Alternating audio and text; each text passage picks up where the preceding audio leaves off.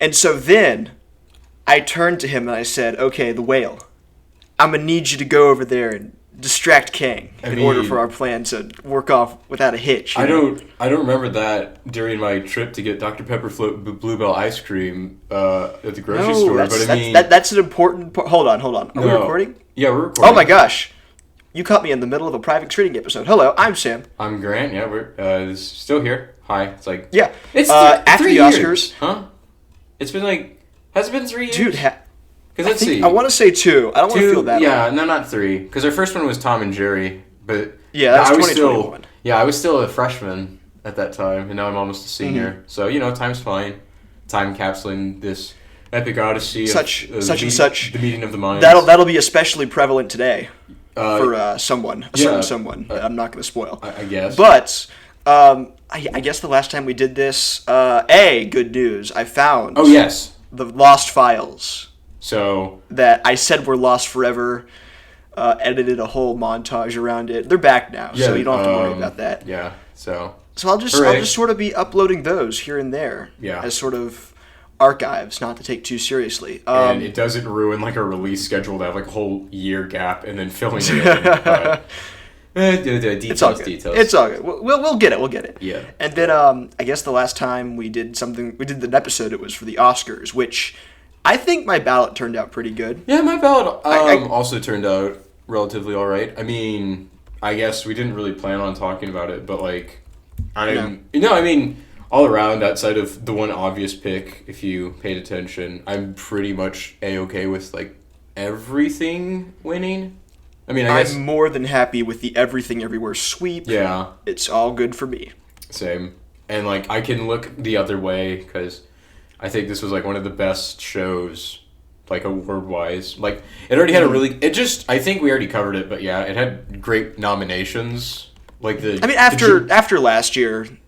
Yeah, I mean... You could pretty much just have the feed go out, and it might be better. You could cut it short 20 minutes in, and you would have an infinitely better show.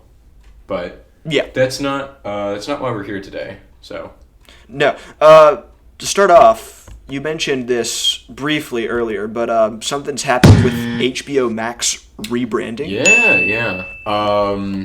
Or are they just shortening their name? Yeah, like light news, but in the grand scheme of the wonderful world of streaming services, the beloved HBO Max will be going through a rebrand, and it will now be called Max. Dude, I really don't know why. I was going to ask, did they ever just explain why? That's such a bizarre. I don't. Let me see if I can look this up. Because HBO is the brand, right?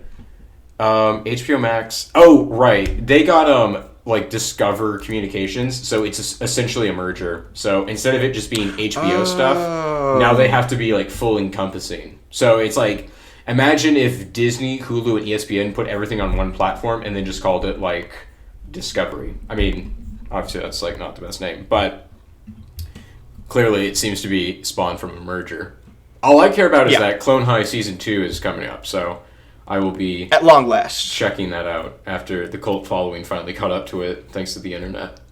But right, yeah. Well, cool. Some new things that we can catch ourselves up with past this new kid on the block named Max. The big thing that seems to be taking the world by storm is this inconsequential 48-second teaser trailer for a little indie niche thing called FNAF, Five Nights at Freddy's, which Wait, Grant, are you telling me this guy, he spends 5 nights at Freddy's? Well, I mean, I'm no expert in the FNAF lore. I'm not Matt Pat. I'm not game theory. Why would you spend more than one night, though? Like...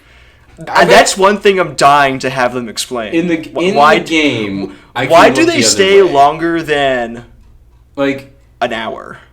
I mean, I would say, why would you spend more than one night? Like, if I get it, like, oh, okay, like, you can't make a break for it during the night, you just gotta survive until the people come by. I can understand having to fight for your life for one night, but, like, what would motivate you? Because it's not like you're getting Your some Honor, massive why pay. would you spend 5 nights at Freddy's? Yeah, exactly. So, and I mean, knowing this is the people that did Firestarter 2021, or was it 2022?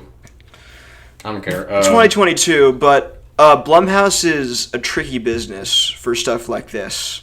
There's something of an illumination for the horror genre, because what they do is they'll low budget finance. Easy to Yeah, make. they'll finance and produce like 10 different horror movies every year. Yeah. With extremely low budgets, like you said.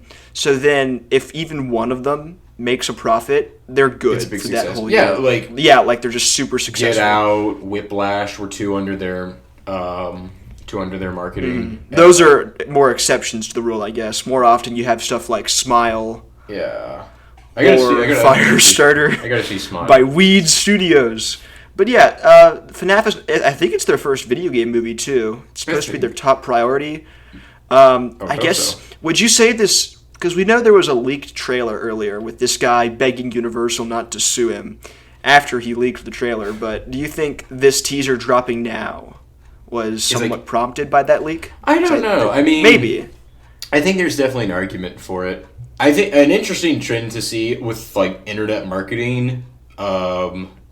As I act as if I know anything about this, is like there's clearly like new challenges. Like imagine if this was like in 1974 and like the internet isn't an idea. Like you're not gonna have the idea of a trailer being leaked like this. But no, in the digital age where we all have information at our fingertips 24/7, I think, and with a lot of people having a lot of time on their hands and being able to tinker around in this environment, like you're definitely gonna have people that are gonna find ways to get that footage. But I think one thing I've learned in the past with just internet leaks, not just with movies, but with anything, is to always take it with a pinch of salt. Like, I look back to the infamous Grinch leak of Smash Bros. When they're like, okay, there's going to be 6 new characters, here they are. And it was just pretty much completely wrong. They got like one of them right, but that was purely coincidental. So, I mean, I think I saw part of the supposed like leaked trailer, but I don't particularly care. I saw the teaser. Teaser looks fine. I'm just gonna let it cook, and we'll see how that turns out in October. Yeah, but they got red eyes. It's also, so everyone hates it. So I mean, there's that. They do got red eyes. I know. They were so close. It's time to shut it off. Change your name to Max. Leave the country. But I guess this also ties into video game adaptations as sort of a trend that has been on the rise for a while now, because I guess there was the arcade era that kicked off the whole thing in the 80s, and then in the 90s is when you saw little hints of it, like Mortal Kombat, the Mario movie, the second of 3 Mario movies. That's right, because there's also the secret animated one. Well, we're getting the OVA. Yeah, dude. But does that even count as a movie though? Like, is that how OVAs work? Or I don't know. It's longer than 40 minutes, so I guess it's feature length. I don't know. That's not the point. The point is that was a little blip. There's an era of pop culture history back 90s. In response to like the new boom that was essentially arcade, Atari, NES era video games, and now it's sort of been coming back because there were video game movies in the mid 2010s, but no one really. I don't really think they had any sort of notoriety. No, like I can only think of Warcraft. Yeah, there was that Warcraft movie. I think in terms of like actual quote unquote mainstream stuff, like the 2010s barely had anything until like the late 2010s when like Detective Pikachu and Sonic were starting to roll out. Right. I mean, that's not to say that in between the 90s and 2019 there was no video game stuff. Like, you had random movies, like, I know there's this Final Fantasy movie called Advent Children, which builds off of the video game Final Fantasy VII. There's, like, plenty of these, like, animated Resident Evil movies. And, like, there's that Resident Evil trilogy, which is pretty infamous, I would say, during that window in between the time we're about to talk about and the 90s. But it just didn't have too much mainstream appeal. Like, whenever you heard video game movie, like, you pretty much immediately said, "Oh, it's crap. I'm not going to see it. I don't want to look at it." But now they've been getting more and more blockbuster treatment. Yeah, and but a lot of that, recently, the overall been a big upswing.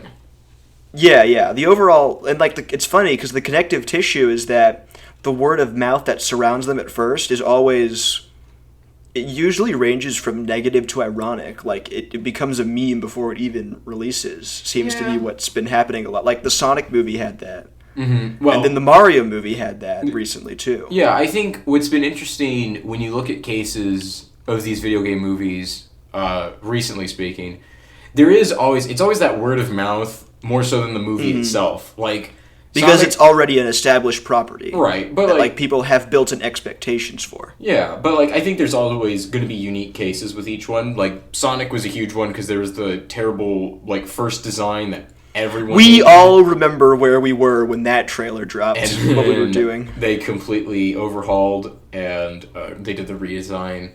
Mario movie was really infamous because, obviously, there was the Nintendo Direct where they dropped the voice cast. You remember what you were eating the day that happened. Dude, I was going to choke on my own saliva in the library. I had to contain myself. He's pretty cool, though. Yeah? Gotta admit. Yeah? Yeah. It was it was the peak of the entire film. So. Yeah. It's unrelated, but I feel really bad for the video games like Splatoon 3 that were shown after that announcement. Yeah. Because no one was talking about that. Yeah. But anyway, and they're making money now too. Yeah. I think Sonic 2 made $400 million. Yeah, Mario passed $1 billion. Yeah, the billion mark. Yeah. I mean, it's been kind of Mortal interesting. Kombat, that one that you talked about earlier. Yeah, that's right. That came out. That was successful. That's getting another one. That's true. Yeah. There's also side note. There's that other Mortal Kombat game coming out. So that's not till like September, but I'll keep an eye on it. And I want to say that the reason this is happening is now as opposed to earlier when they were just starting out, these adaptations, is because they're really utilizing not the iconography, but also they're really leaning all in on capturing like the imagery and just replicating the experiences that appeals to like such a massive fan base. Yeah. Sonic has a massive fan base. Mario, Mortal Kombat, they all have built-in audiences right off the bat that'll give you a better chance of making your money back if you make it like the thing that they like. Because I guess when they were starting off in the 90s, there weren't really too many like games to go off of. So yeah, that's true. You could argue that they just took a lot more liberties because they didn't trust what they had enough to really, and like assuming there was enough to even work with, they just took a lot of extensions of what they were given. In the case of the Mario movie, they went to such a length that it was like not. If it hadn't been for the overalls and the hat, you wouldn't even be able to tell. But it seems to be swinging back where now that we have these franchises in a more firmly established place, you have these movies playing into and then cashing in on, I guess, what people expect these films to look like based on the games.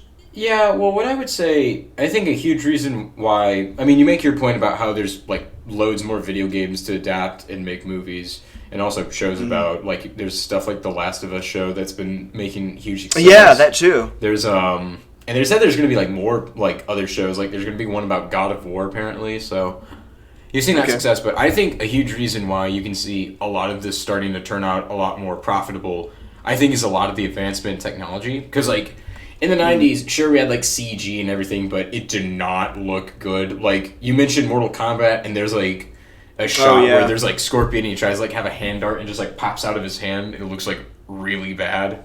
But then, like, now we have, like, computers that are like, oh, we can just render the entire Green Hill Zone or the whole Mushroom Kingdom, and, like, we can put all the details, all the background Easter eggs, like, we can literally manipulate and create any image we want. To the point, like, we have that level of technology. Because I bet if you look at the 90s Doom movie, I've never seen the Dwayne Johnson Doom film, but I'm willing to bet if you took that, it wouldn't really capture a lot of the elements that Doom had, at least from a visual standpoint, and if it tried, it would be horrifically outdated. But now it's like, we have so much technology, and we have more Doom content to just analyze and look into to form a better film. On top of the fact that there's also the internet, and you have connections to so many different sources, whether it's like different people that understand source material better. You just have everything at your disposal. So I just think it's going to show we have more technology on our side, which in turn can make lends itself better to films like that. Yeah. And I guess really capturing the visuals are half the battle. Mm-hmm. Because video games, again, as a visual medium, really. Yeah, because you got to find a way to condense an experience that it usually is like over 10 hours long within like 2 hours. And I understand that like, with games, a lot of that time it does boil down to gameplay, obviously. Like, it's not going to be purely cutscenes. I mean, unless you're playing a Sony exclusive, but that's a different conversation.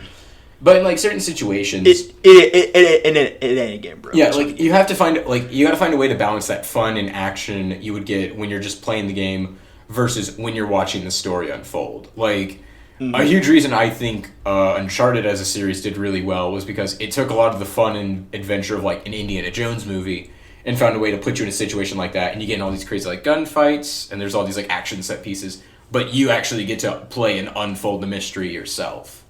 But then it doesn't work when you try to turn that into a movie, because then it just becomes super derivative and poorly casted, by the way, and just misses out on everything. So, but yeah, do you think they'll replace superhero movies?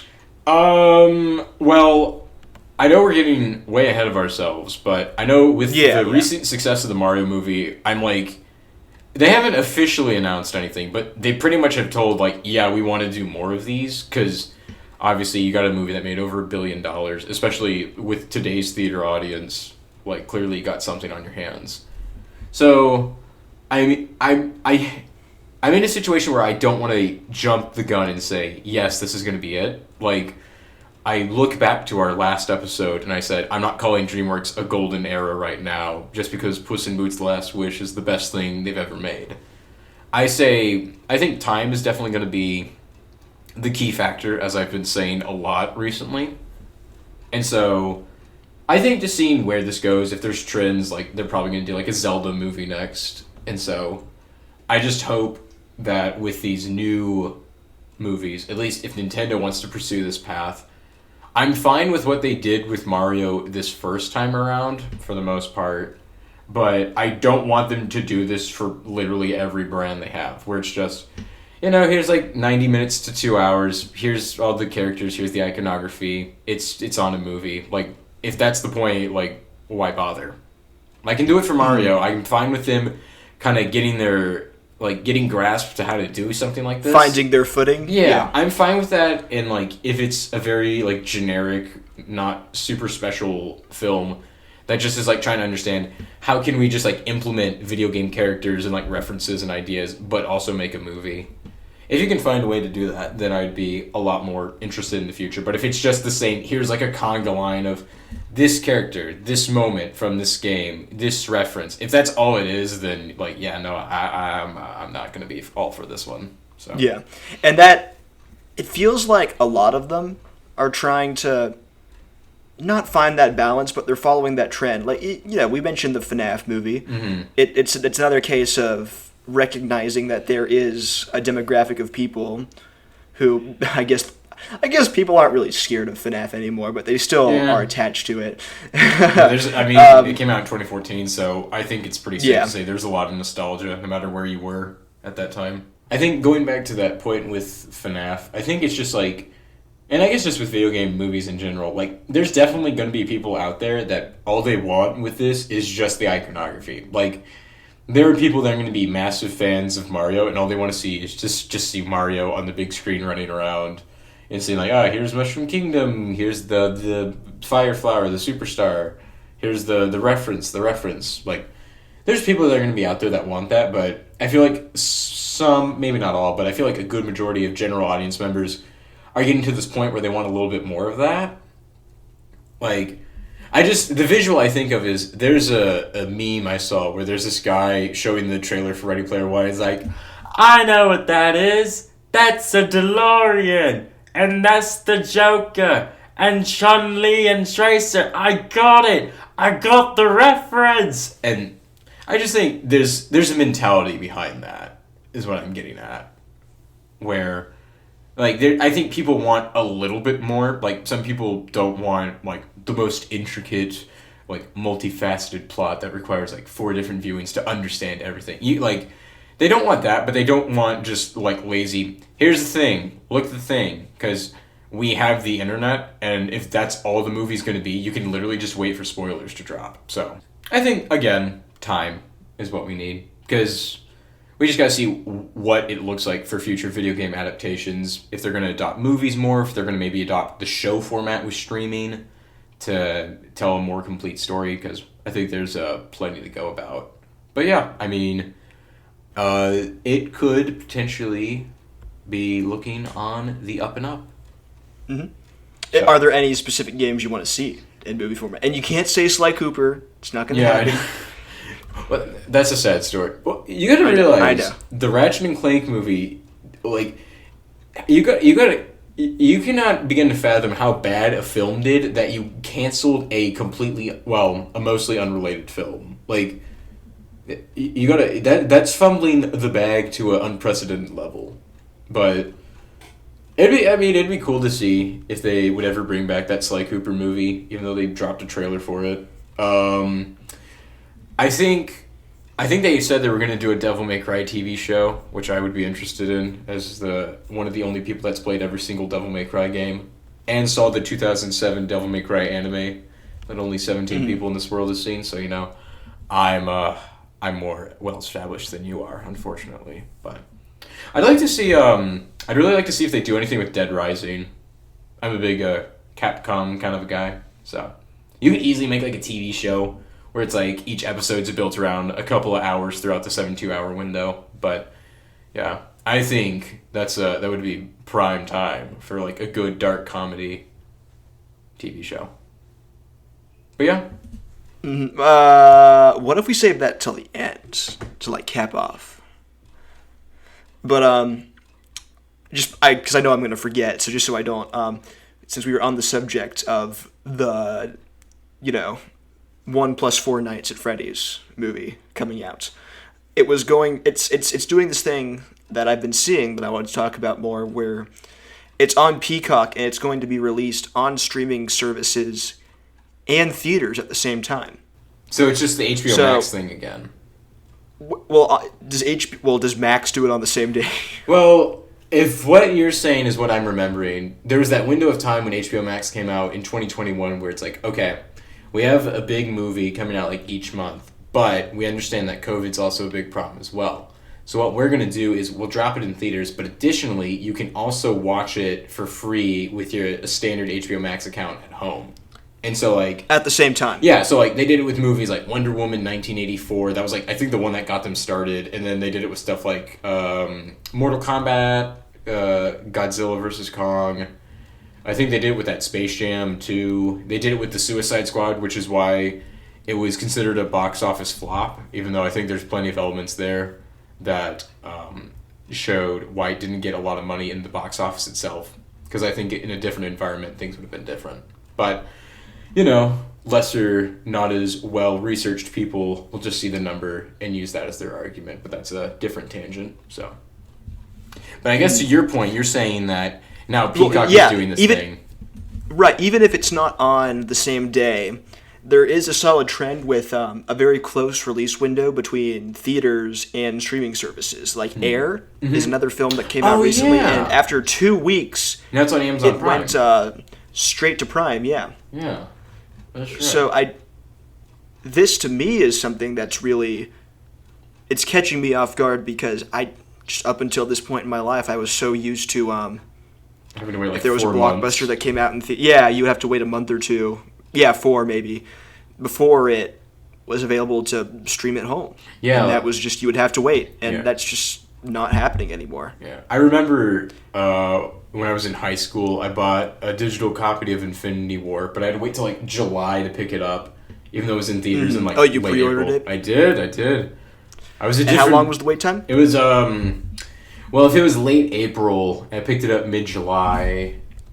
Oh, that's like 3 months. So yeah, I mean, it'll be interesting if they're going to break through with this, because at least in Peacock's case, The Peacock is the one where it's like, oh, we're free to watch, right? Mm-hmm. So, it's been happening a lot with Blumhouse stuff too. So with Blumhouse, the reason is because there was a merger similar to HBO Max where they went into NBC Universal, and NBC Universal owns Peacock. So I think there's a paywall for these day-to-day releases, but the way it's set up is because of that partnership, I guess they want to release them on the same day to get more traction on Peacock. And it's successful. Like the two, Halloween Kills and Halloween Ends made something in the ballpark of like $130 million with that same day strategy. All right. So I guess you could argue that it's tied in equal weight now to subscribers and tickets. But you could also say that Peacock also isn't as prominent as Netflix or HBO Max. So their way of competing might just be to have that instant access. Right.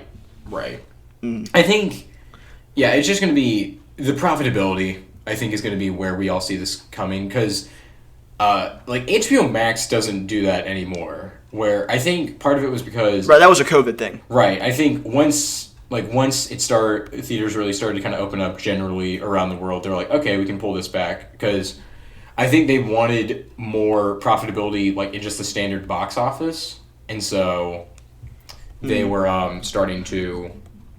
Well, it's interesting that you mentioned that because there was a really interesting interview with a Warner Brothers executive who said that they did, when it came to streaming service releases for their major movies, now they were out of COVID, they wanted to distance themselves from that trend. And I'll link this in the description, but they said throw up a little headliner right here. Those movies that came out in the late 2020 year came down to the fact the cons were that they were making less profits, and at the same time, because they were not being released in theaters anymore, they actually tended to spend more in advertising. So the quote here was, "It was really of no value at the end of the day." And it was just more of a scraping by to survive sort of thing, from what I understood.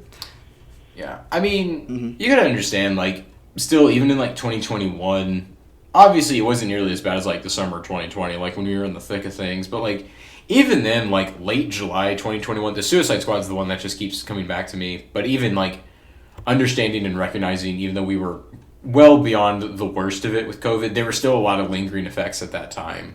Because, I don't even think the vaccine was really out and about yet.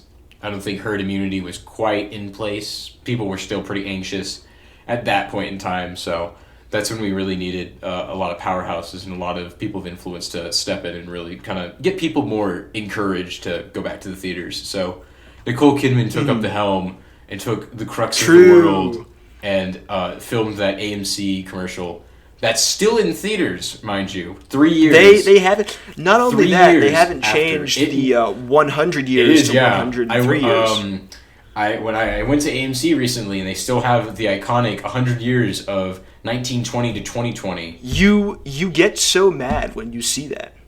I mean, I'm numb to it. You are. Point. You still off your rocker. You're quite literally. No, you still get the shivers whenever you see Nicole Kidman. You scream, you run out the theater, and then once she says, "Well, see, that's acceptable. That's fine." And then you come back. I don't like it whenever they show the clip of La La Land. That's still my prerogative. I just don't like it when she looks at me. Is this a meta commentary about the fatigue of fourth wall breaks, given how much you hate Ferris Bueller, even though you supported him recently in your offhanded comments? Assuming that evidence is true, which it is, dubious at best. There are screenshots, and I can easily link them to you. Who's editing it, though? Who has the pulpit? Me. Because I'm talking right now. Grant, you're powerless. By the way, they're not true. I did no such thing. I would never support. The truth is out there, Sam. But we're getting off topic. The truth is me. But and me. Yeah, I guess but the close window between theaters and streaming services in concept are better advertisings for streaming services because I don't know. If there's a movie that's going to jump straight from theaters after a week onto a streaming service, more people might be prompted to subscribe to that so they can get that quick access. So in that sense, it's not a bad business venture, but I'm also interested in this, and I don't want to spend too much time on this or anything, but it's an interesting point of cooperation with this close window that implies that the theater streaming rivalry back when the pandemic started is dying down. It looks like they're working together more, and it's a stronger case for theaters nowadays too, because considering previous blockbuster successes like Spider-Man and the Mario Bros. Movie and Avatar that were all released in theaters, on top of more blockbusters making the shift back to theaters like the new Mission Impossible. It seems like theaters really aren't in as bad of a place. And I can't speak for the independent ones. I haven't really done the numbers. Right. But at least the major ones. Yeah, and if I had to look at this more from a psychological standpoint with what the audience is expecting, I think part of them realize just how much they enjoy the theater experience and just getting to go to the theater. Because, I understand that there was a lot of people that were like, oh, I hate the theater. It's overpriced. It's, not always clean. People are talking and everything. But I think... We've talked about this, too. We've had bad theater experiences. Yes, we've had our fair share of times where we go to the theater and the theater environment itself is less than ideal. I myself had one of these relatively recently with one of the movies we'll be talking about. But besides that point, I think when COVID hit and everyone was locked down and in their homes, part of them, at least when it came to movies, really kind of recognized, oh, I really like this experience, because I think it goes to show just how much having that certain environment where you have the right lighting, you have the right sound systems in place to really immerse yourself in the film. Nicole Kidman. Not so much that. But having that right environment is a lot different than just watching some random movie on your TV at halfway volume. So I think there was a certain kind of eye-opening shift in perspective for a lot of people that started to really take this into account. Yeah. Do you think the writer's strike will impact this in any way? Just because if we have a less steady stream of movies, I don't know. I would think that they would stay in theaters longer. Movies in general?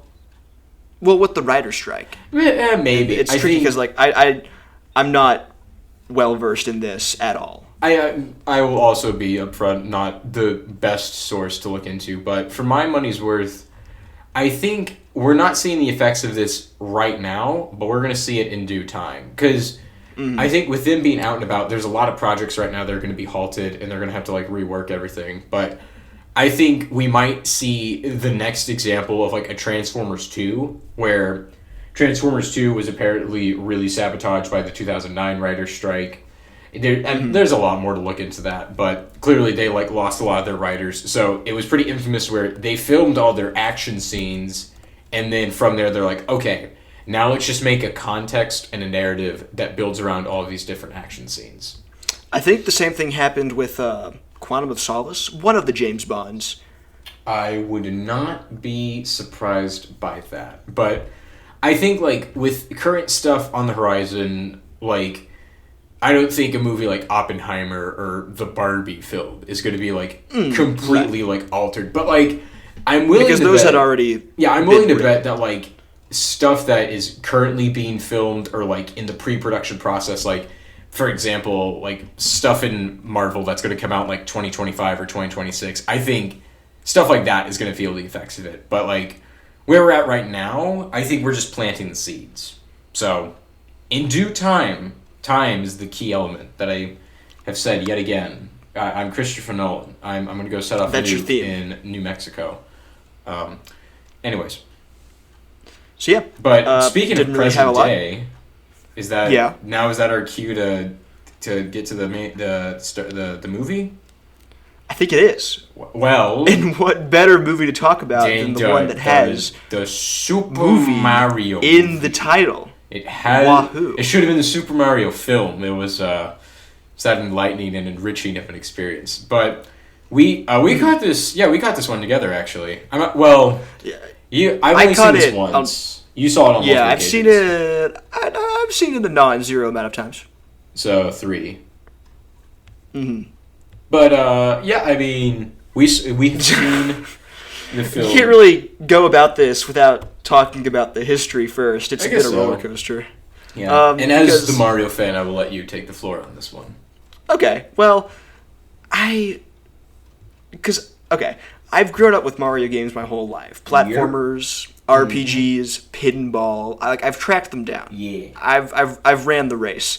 And it was always something that just the concept of a Mario movie is something that I was never opposed to on paper as a kid. Yeah. But when I heard it announced in the news, like when I was in middle school, it became more difficult for me to wrap my head around it, because when I pictured Mario movie as a kid, what I pictured was me playing a game with my brother, and then we just work unrealistic, like, comical scenarios around it. Like, oh my gosh, Mario and Luigi are on the run from the cops. They're going into the jungle to hide out. Oh, so it's like we were just like SMG4 skits. Yeah, that was my idea of it wasn't realistic. It wasn't an actual game that got converted to a movie plot. No. We weren't doing that. We were just trying taking to complete random plot twists, but it just so happened to have the Mario characters. Okay. Yeah. All right. It was just for the sake of it, time killing, being funny. I feel you. And it's tricky because let's be real. Let's get this right out of the way. Done. I like Mario. Yeah, I always will. I'll be the first to admit it does not lend itself well on paper to film format. Like, unless you're working with an RPG from that series, like Paper Mario, and that's being generous to some of the games, and Mario and Luigi, there really aren't a lot of games that have overarching stories or characters. I mean, so that correct me if I'm wrong, but each main Mario game is just Mario saves Peach. And there's different variations. Sure, Mario Sunshine has Delfino Plaza and the beach and everything. Mario Galaxy is all the cosmic adventures, but it's the same thing at the end of the day. And you don't talk about the story all that much. No. Even Mario Odyssey, the one that had all the crazy here's the different locations, here's New Donk City, here's all this new stuff.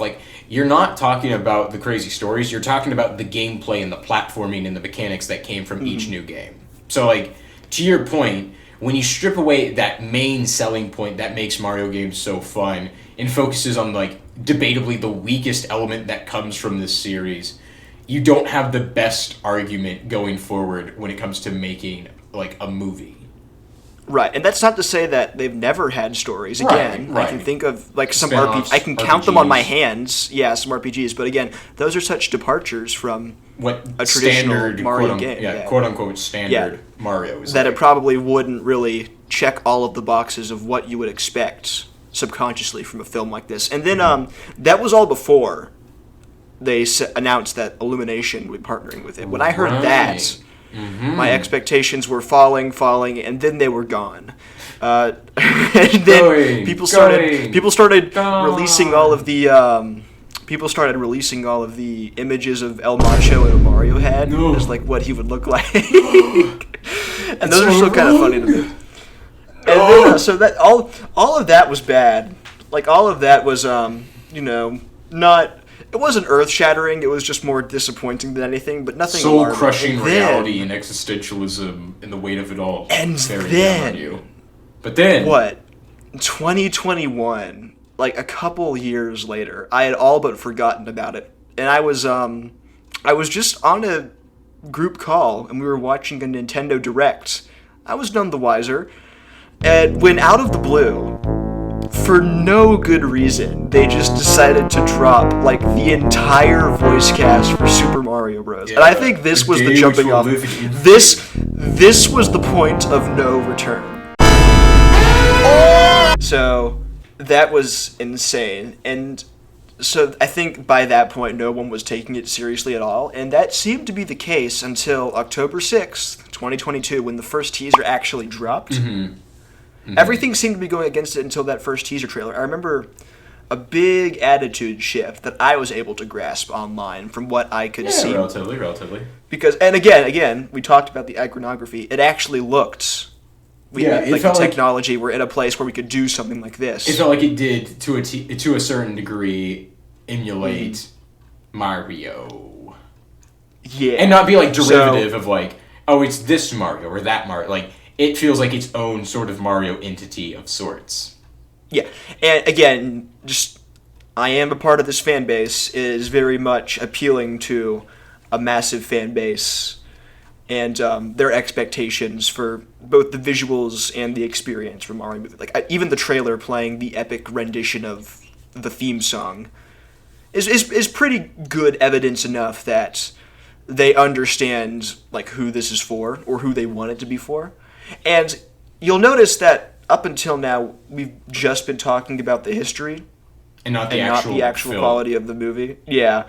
And that's probably for a reason, because it's hard to separate. Definitely for me, it's hard to separate this from my own love for the brand. No, that's fair. That's fair. I'm always going to be biased. And you'll see that with me in our next movie. So like you'll see it. You'll see it. Don't worry. So don't worry. I'm trying to be as fair as possible, Which is but I don't think that's ever going to happen. That's relatable. And then B, like living through that time, you're never going to be able to separate this from that fateful Nintendo Direct. Yeah. But to try my best, it's interesting because it's also interesting comparing it or like not factoring out from the rest of Illumination's brand. This is Illumination.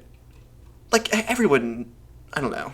People might not know why Illumination's bad. Yeah, there might be some people. So it's the lowest bar marketability at its worst, especially for animation. It's very cheap, every single one of their films up until now, from Despicable Me to Secret Life of Pets to Sing, are just like the lowest common denominator, like pandering instances of entertainment where like you could have written this in an afternoon. You could have done it in an elevator. Like you could have explained the whole thing, the whole experience from start to finish. Like there's no really like challenges or there's no memorable characters.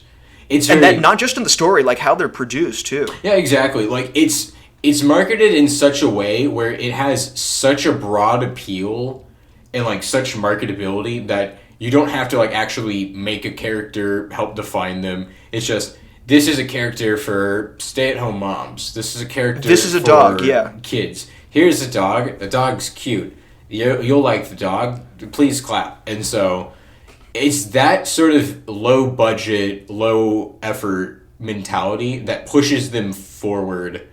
And you can definitely see that like the animation. You see that like the animation too, where it's like very rarely, if ever, are they actually going to try like anything super ambitious or super like like there's never, whenever you see one of these films, especially in the later half of what they were making, you don't really see anything where it's like, oh, I bet like how they blocked or sequenced this like chain of shots, I bet that was really difficult. Or I bet the way that they layered this storyline, I bet that like took a lot of thinking. Like you never ever walk away from any of these movies. Even the Mario movie, I would say, maybe animations wise, it's a tiny step up, but I don't think the bottom line is that you're not walking away from an Illumination movie like with anything to take away, narratively speaking. Right. If animation was a group project, then Illumination's the guy that sits in the back, just wrote their name on the project at the end. Yeah, and on one hand, I want to say that like that's almost a perfect marriage for Nintendo, who's like very protective of this brand and doesn't want to be very ambitious with it. Yeah, and like they on that hand, it makes sense. I think that's why I think it sort of works, because when you think about different like studios and art styles, Mario kind of has that cartoony, blocky appeal-ish, where I think, like, on a base level, Illumination would work best. But to your other point, I bet there's, like, a bunch of legality stuff that makes it, like, the perfect blend. Because, like, you couldn't do a Nintendo movie with Disney, because Disney's going to be a nightmare to have to, like, try to work with the IP. You're going to have, like, the titan of video games versus the titan of, like, movies and, like, other pop media. Like, wrestling out with one another. And I wonder, given this movie's massive success, if that, like, if Disney's going to try to, like, step in. Because obviously, with Sora in Smash Bros., like, Disney and Nintendo have been in talks before. But, like, are we about to see things, like, get even crazy? Probably not, but there's, like, a lot. But, I guess, so on one hand, it makes sense that Illumination would be the victor of this sword to wield for Nintendo's biggest mascot. But they on the other hand, it's weird because you could tell that they were kind of, I would argue you could tell that they were forced to try, even just a little bit. Their budgets for these movies usually range from 30 to 45 million, and the budget for the Mario movie was 100 million, yeah, which is a lot more. And you can kind of tell with how there are, to what you said, you watch an Illumination movie and it's not like, oh wow, this was storyboarded so well, but the Mario movie is the first time ever that I've seen one where it's like, wow, there are like some actual shots that just like, look super nice. And again, a lot of this is probably because they are visuals of a video game franchise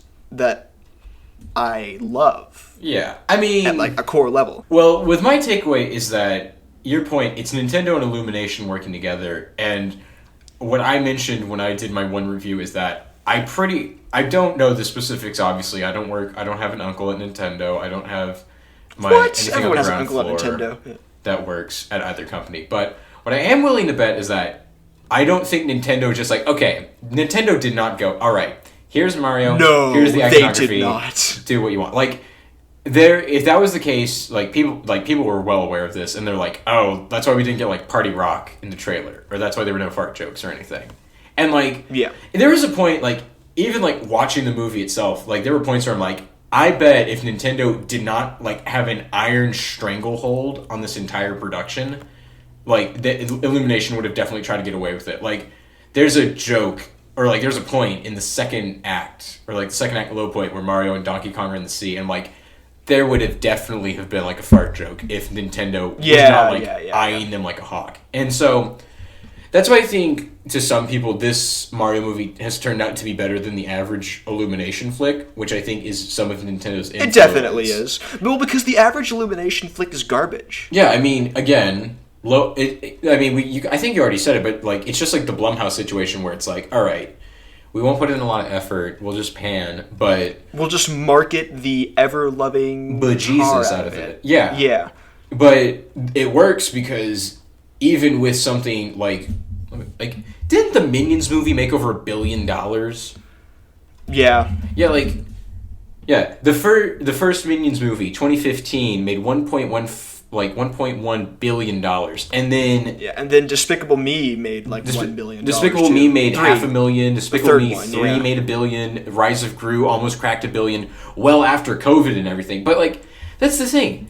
Like the Minions movie is clearly terrible. We don't care about it, and it's like it's just garbage across the board. But that doesn't matter because with companies like this and Disney, it's very, very much driven by how much can you make on the bottom dollar. And so, at least in Illumination's case, it's finding ways to very effectively cut corners and have the biggest marketability possible while producing it at the lowest cost possible. So that's why they're just swimming in money. It doesn't matter that it's literally just like factory made and there's no artistry and there's nothing to have from like an enriching experience from art, if I'm being the snooty, pretentious man persona in this scenario, but they just see success from a commercial standpoint, which can be quite frustrating.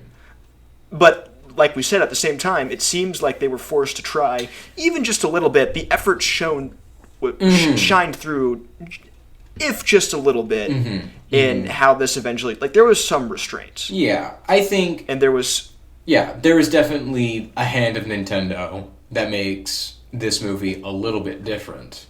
But I would say, because we've done everything but talked about the actual movie, I would say... Yeah, we're going to have to do it now. Even despite that, I wouldn't quite say this one was particularly remarkable or special or any way. Like, I think the way that people are going to react is definitely going to boil down to what your standard for a good movie is. So I think there are going to be the reference people, and I bet there are people that think this is like a masterpiece because it's like, it had this, it had this, it had this. But like, at least for my money's worth, I just don't think...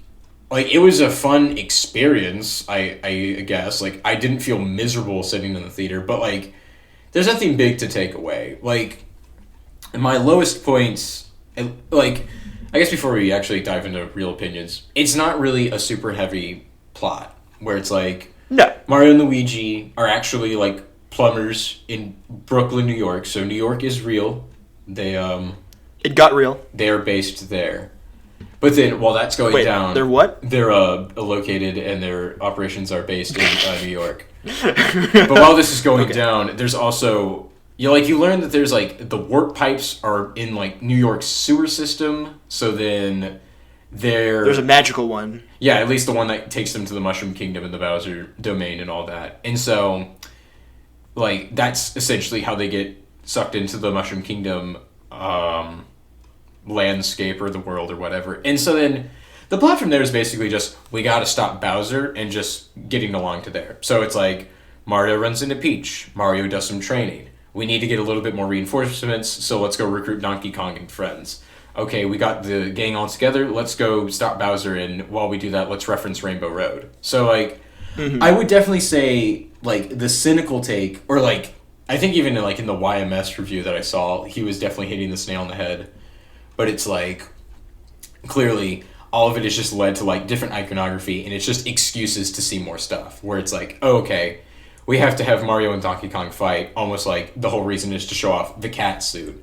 And then we have to go get Donkey Kong and Mario and everyone in Mario Kart and Rainbow Road so we can reference Mario Kart. Like, it doesn't feel like, at least in this movie's case, it doesn't feel like the reasons that characters do certain actions is derived from the story. It's not like it's really driven from that. It's more driven from, here's a cool thing to look at. Yeah. And, like, because, again, it's like Mario has never really had a good stories for you to adapt. Right. In the same way that Tomb Raider does, or that The Last of Us did for that show. So, to your point, yeah, it's never really going to, like, be much of a driving force for you to latch onto or and try to make a grab in order to utilize for a narrative. So like, the plot isn't really crazy good, I guess is what right, I'm trying but like, how do I say this? Bias aside, I am going to try and assess this as an adaptation of Mario, as well as a film, which is tricky. Right. Like, even as I say it, because there's not really a story. But also in Mario, there's not much of a story ever. Right, really. you're focused on the game. You're not their appeal is being extremely tight and engaging and entertaining at face value. Like, they've always been accessible and entertaining at a face value. And I really do think that's all this movie needed to channel in order to succeed as an adaptation. And I really do think it did achieve that.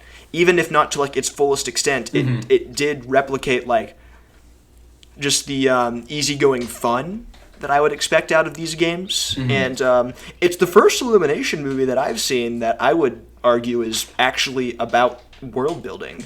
Because even if it's not very in-depth, you can tell that, like, they thought through even a little bit. Maybe Despicable Me, though. I mean, the relations. I mean, maybe, the one I go up to bat. It's very light, at least, but, like, there's a couple of fun elements. There's, like, there's, like, the evil villain bank on top of the normal bank. The Bank of Evil is really the only example that I can think of. And I think there's other stuff where it's, like, there's clearly, like, I feel like there might be some implications where there's, like, Vector and Gru and they're both villains. And, like, the movie never plays with the idea of, like, there's more out there until the second movie, when that's when they throw in, like, the anti-villain league, and then there's the mall, and then there's, like, all the different people that they talk to, and then there's, like, El Macho. But, like, very light stuff. But to your point, there was definitely a lot more just, like, here's all the different world stuff going on. Right. It felt like they leaned more into that as a basis for a story, is what I want to say. And as a fan, I got to say, I'm really impressed with how maximalist they were with all the references, because if you are going to make a lot of references, I appreciate that, like, they found every opportunity to, like, even if it wasn't an explicit thing, they found an opportunity to squeeze one in a little bit. Like, like, there's fun ways to... Luigi lands in the Darklands, Bowser's domain, and that's nice to me, because Darklands is actually what the final world is called in, like, Super Mario Bros. 3 for the NES, like, little stuff like that. There's a lot of tiny tell that, like, details. That they wanted to just litter for people like us. And tiny details is, again, literally something I never thought Illumination would care enough to think about. And there's also, like you know, Rainbow Road's mostly there for the sake of being a Rainbow Road reference, but it's still justified even slightly because the story's light, but all of the beats make the references feel, again, even a little bit justified, like, because, Bowser's on the way, Bowser is coming, so it makes sense that Rainbow Road is a shortcut that you would want to take because I guess so, but then how does the road get there in the first place and stuff like that? Like, well, yeah, like that's the whole weird thing where it's like, like correct me if I'm wrong, but like they talk about there's that idea where it's like we got to get the Kong army, but like I'm not nearly as in depth in my knowledge with Mario and the Mario franchise and the Mario films and everything, but like I don't think that's really been too much of a point because at least my expectation was. Like, Donkey Kong was just, like, Donkey Kong, Diddy Kong, Dixie Kong, Cranky Kong. It was just kind of like... Yeah, there was none of this, like, sovereign it wasn't political like, body. Yeah, it's not like, say, Yoshi, where Yoshi's, like, a giant species where there's, like, millions of them littered about. I don't know. But like, I'm fine with, like, liberties being taken from the games. I guess, to Donkey Kong, the Kongs are, like, the guardians of that island in the games. Okay. Like, they oversee it. But, like, they were never, like... An army. It felt like holding a family. War room. Yeah, no. Yeah.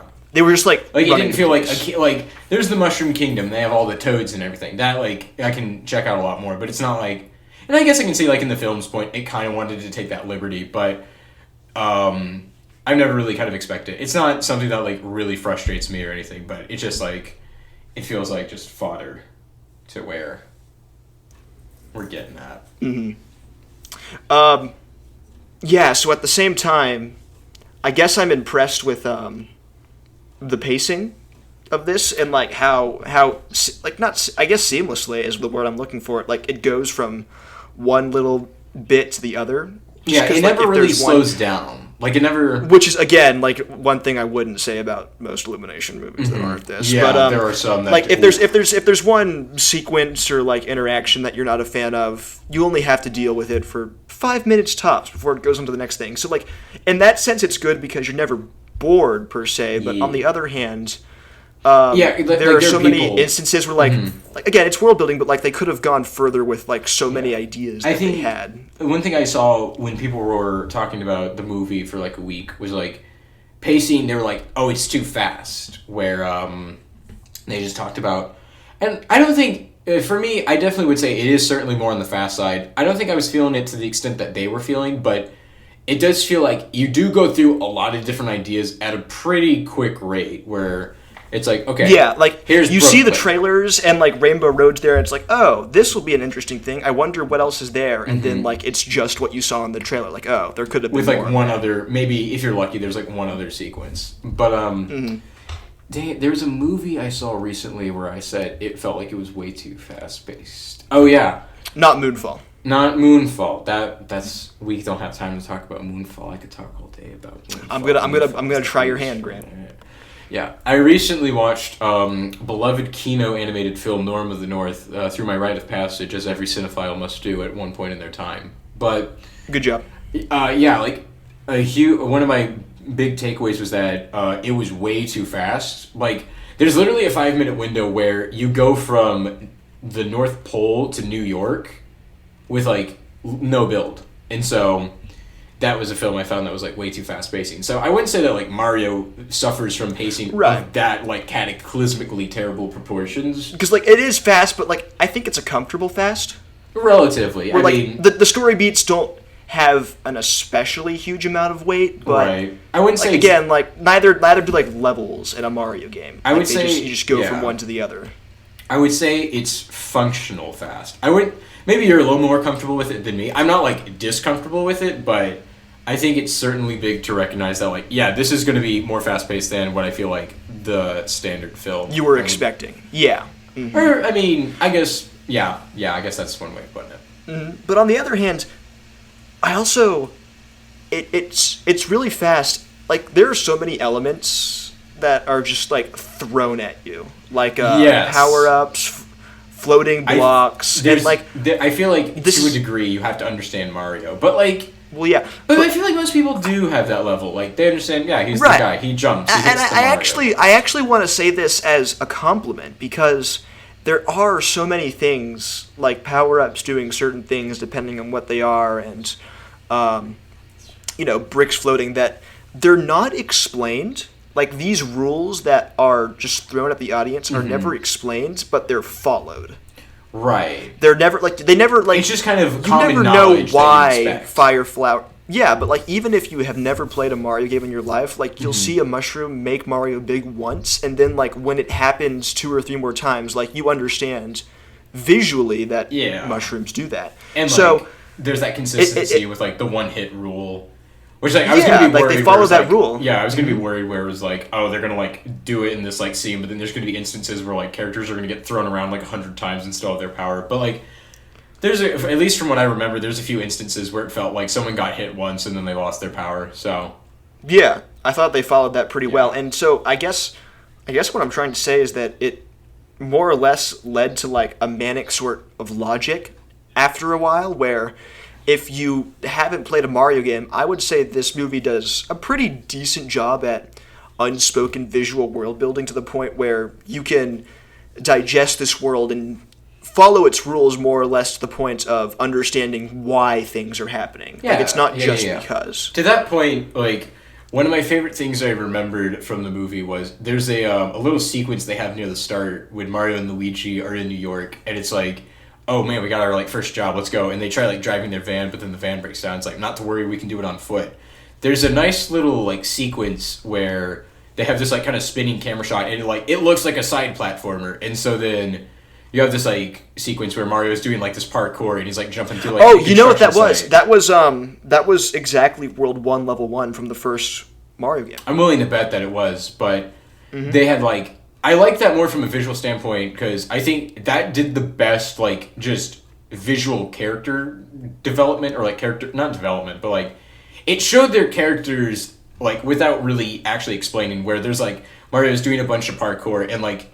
I don't want to say he's like the confident like over like leader and everything, but like he has a good sense of like direction and bravery to like lead him towards like going through the construction site while also helping out Luigi, who isn't nearly on the same level as Mario getting around. Not as versatile, yeah. Exactly. Mm-hmm. So that's a tiny detail. That's not something that like blows my mind or anything, but like for an Illumination movie, that feels like a really nice touch I was never expecting from them.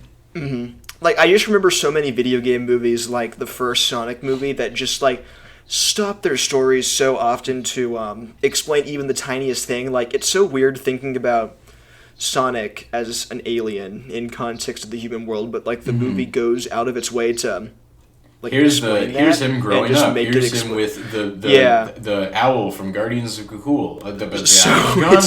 It's really refreshing to have bits like those replaced by like the visual example you had instead, where it's just like establishing them by showing them platforming through New York to just make it clear that they're already athletic. Just like little things like that don't interrupt the narrative to like make this. It doesn't really like easier to pick up to like a contemporary audience. Yeah, it's not like say Puss in Boots: The Last Wish, where like they're doing this on a constant level 24/7, which further amplifies the story. But like.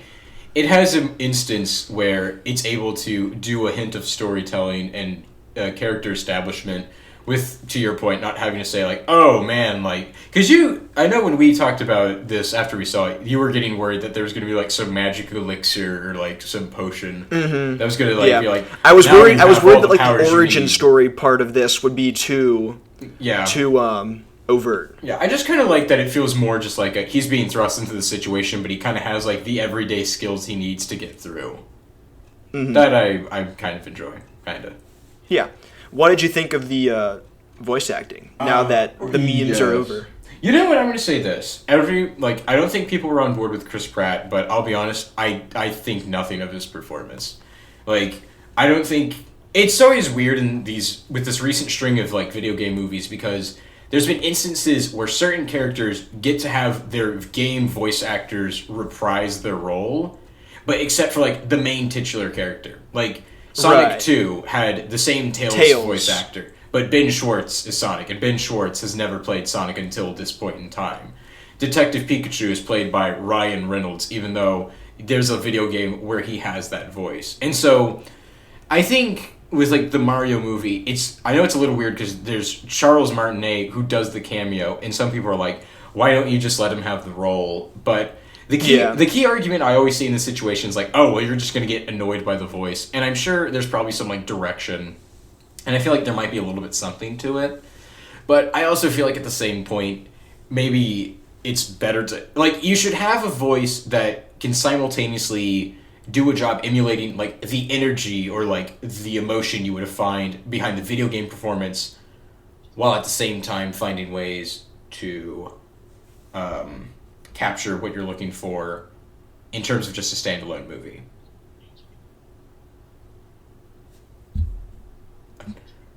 Yeah. I mean, like, for me, Charlie Day is, like, a great example where it's, like...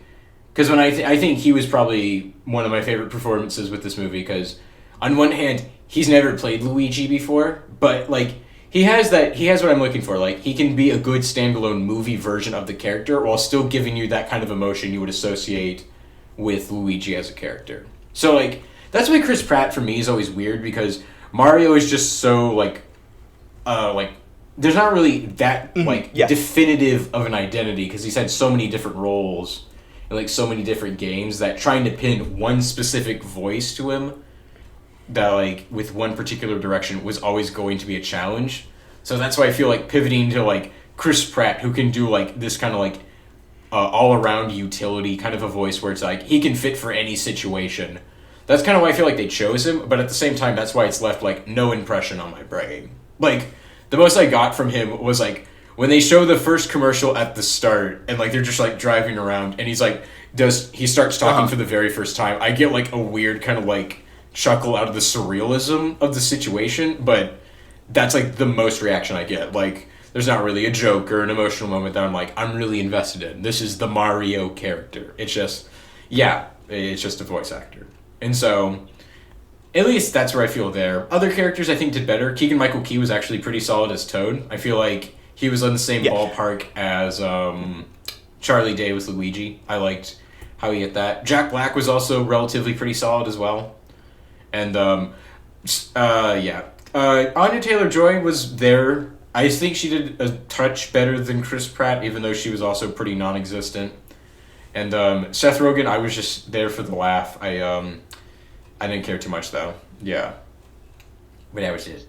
Mm-hmm. Just thinking about... I'm considering your favorite examples. I think the reason they work and click at the end of the day is, even if you don't like someone's performance in this, for the most part, you can at least get used to them. Because none of these characters are deep in any instance of the games, really. But I think the writers understood that. So it's a question of making the characters deep versus channeling the characters in a very likable way. So I think, there's not many layers. There's not a lot going on Toad there. And Bowser, like, none of those characters are, like, there's not a lot to them at the end of the day.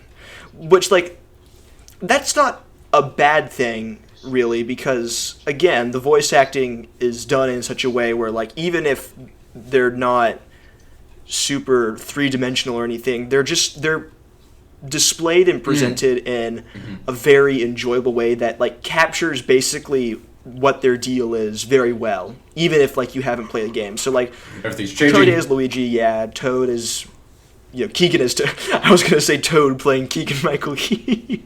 But like, even Mario, like, performance, like, sure, there's not a lot to his character, but the writers and, like, directors making it so that Mario's those, like, always a helpful guy and, like, always there for you. Like, something that, I don't know, that's, like, the appeal of it at the end of the day. So, like, putting that in movie format.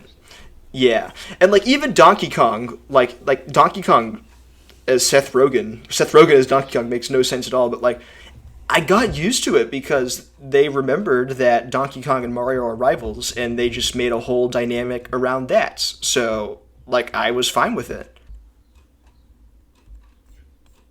I'd say that's, like, one of the biggest positives I could say about the plot. Performances to me, that's a double-edged sword those characteristics, because, like the rivalry or... Yeah. And I think the writers, like, at least when they were looking at those base characteristics, they found a way to, like, do their best to emulate what was coming from what to look for there. But, like, to me, the double-edged sword of that with, when you combine that, like, kind of, let's just look at the base level along with the lightning-fast pacing, you just don't really get a lot of depth. And so it's the Super Mario movie. I mean, I'm not sure if you should be looking for depth with this. Like, I don't know what you should be expecting. But there's just, like, instances where it's like, man, Mario and Donkey Kong are rivals. But then, like, there's that part where they're in the fish, and it's like, well, we got to like team up and we got to like put our differences aside. So they have like one instance where it's like, wait a minute, well, like, we have like one connection. Even then, like they were still. I don't think they resolved that. They were still just like fighting when they realized they could just get out of the eel. Like that was a funny moment actually. I don't know why. Even like when they get out, like they. Like that example's a pretty good one because like even when they get out, they still have a playful back and forth rivalry. So even though it's not especially deep, I thought it did not commendable, but pretty good job. You'll do more. You'll like explaining their deal in the games and applying that to what they were working with. I bet. Yeah. Yeah, I mean, I bet you clearly know more because you've seen this more than me, so there's probably a bit more to it. But, like, just my biggest takeaway was that the weakest this movie got was when it hit those, like, it felt like mandatory required story beats you'd find in any animated movie. Like, the worst ones for me, I think the worst one, it boiled down to the Foreman Chuck, or Foreman Spike, whatever his name was, where it's like, they're at the pizza parlor, and then he's like, oh wow, what do you know? It's the Mario Brothers. You guys stink. You're nobody. You won't make it anywhere in the big city. And then like later, there's like his daddy is like, son, maybe it's time you settle down and you conform to what everyone else in the world does. And he's like, man, I'm gonna play Kid Icarus. I just gotta take my mind off this. But then like, and then you juxtapose that at the end where it's like, man, it's the Mario Bros. They're the most coolest, successful, individualistic, important people ever. Everyone, please stand up and clap in the theater. Which I did. They completed the third act resolution. I did. You did. Obviously, I think it was very important for you. I just sat back. I was just there for the experience. But yeah, those moments to me were just like where it felt the most disconnected. Where I'm like, yeah, clearly the movie's number one trick is showing off the iconography and showing off, hey, look, it's Mario. And so then when you get to instances where even when it tries to inject like Mario themed like dialogue into these plot moments, it's just so like flat. Well, even like with the example with Spike, it's a very trite moment, but that Spike is a character from like a very, very like he's from Wrecking Crew, which is like a one-off NES game that he's like from no Wrecking one's Crew, heard which is like a big reference and all that. But like my counterpoint is that I don't care. I just want to see the actual like plot. Like, I get for a reference, that's kind of cool. As a reference, like, yeah, that's pretty solid. But, like, in terms of, like, a plot beat, I think that was just, like, kind of undercooked, and I just didn't care. Like, that's just, at least for me in this movie, this is kind of where I'm getting at, where it's, like, I'm at a weird crossroads where I'm fine with a lot of the references. Like, I'm a gamer, clearly. I've played Mario's before. Not to the point of you have, but, like, I'm at that weird point where it's like the Mario part of my brain can have a little bit of fun where it's like, oh, there's a lot of fun references. They like made a joke about like the 1-up turtle, like the 1-up Koopa glitch in the Mario games and like the background or something like that. But like as a plot, it's so just like bare bones and like non-existent. So like it just kind of matters where it's like where you're going to stand on, again, like what do you stand with your values with what you want from this movie? Because if you want like a story with the Super Mario Bros. Movie, you're not going to find that much here. But, like, if you want a fun distraction, like kind of like running through a candy shop for 90 minutes and getting to see a bunch of Nintendo stuff, I think you might find some fun out of this. So, for me at least, I feel like I land somewhere smack in the middle. For me, even though it's not great as a movie, but it really... Yeah. I don't know. It just... I think it did a really good job, at the very least, being a good introduction to people who may not be familiar with Mario, and then also just like to what you said, running around in the candy shop, that feeling, that's always what I got out of Mario games, so I thought it did a good job capturing that. And like even though there's not a story, like the voice actors, it's done in a way so that even though it's not, there's not really, it's like, you know, it's entertaining at face value only, if anything. But like, I found entertaining at face value, and I thought Mario games were really entertaining at face value, and that's their whole appeal. So I think that means it succeeds as an adaptation. If you don't like it as much as me, that's totally fine. Yeah, the whole like bizarre fan base backlash to criticism's dumb. Like if you don't like this as much as me, like, who cares? Like, like my brother in Christ, we can all interpret film in our own way. So like, one person like. Seeing a juxtaposition, like you're going to see one person that's going to completely hate this movie, and they're going to be like exclusively into like art house films and stuff from like the 1970s and like early on. But then on the other hand, you're going to have like people that don't care about movies at all, and they just want to see like what's the new hot thing in theaters right now. So I think to have that backlash and to be upset at the idea that not every single person is going to like completely be just absolutely wowed and have their socks knocked off by seeing this movie. And then, like, in turn to basically just, like, harass people just because they aren't going to have your experience, I think. It's just so dumb. Like, I feel like I try my best not to get in that situation. Every now and then I have my moments of failure and weakness where I'll get mad when someone doesn't see something I really appreciate and enjoy the way I see it. But, like, I don't try to go out of my way and be like, man, if you watch the movie this way, or if you actually saw the film in this regard, you would be completely different. Like, obviously, people are going to have different reactions, and I think I should, at least I believe the best, most healthy response is just to be respectful of that. And I think so long as you can be respectful and do your best to understand why someone is coming from that direction and not try to tear them down or completely undermine what they see from this piece of art, I mean, that I think that's the best approach you can do. I mean, art and the Super Mario Bros. Movie are two words I don't really put next to each other, but... Yeah. But yeah, I thought it was pretty solid-ish as an adaptation, and that's really all I wanted. It was... Yeah. It was fine. I mean, I guess for an Illumination movie, it's better than I expected, but, like, I am perfectly... It feels like a perfect little background movie. Like, if I was at a friend's house or they had people over and the Mario movie was in the background, I would be perfectly A-okay with it. I don't have too much brain space dedicated towards this movie, despite my Mario roots with Nintendo. But you know what? I think it could have been much worse. I think it was perfectly fine. Except the Peaches song. I kind of hate that. Kinda. Fine. I guess it's gonna have to be that way. Now, that's me like trying to be objective. Like as a Mario fan, I love it. Do you like the Peaches song? Yeah. Do you like the Peaches song? I'm not gonna lie. Sam? Is that? Yeah. I mean, again, I hate to be the soulless sheep referencing to YMS all the time, but like. Again, he said it's like, oh, it's the viral marketing song that we just included. And, like, he's not wrong. When at its peak popularity, everyone kept making the Peaches joke, and I was very not laughing at all of that. Like, again, on its own, like, it's fine. I don't love it. I don't have particular disdain for it, but the more forced it gets, the more... hipstery I'm going to be on the situation. But, like, is that really the fault of the song, or just... All right.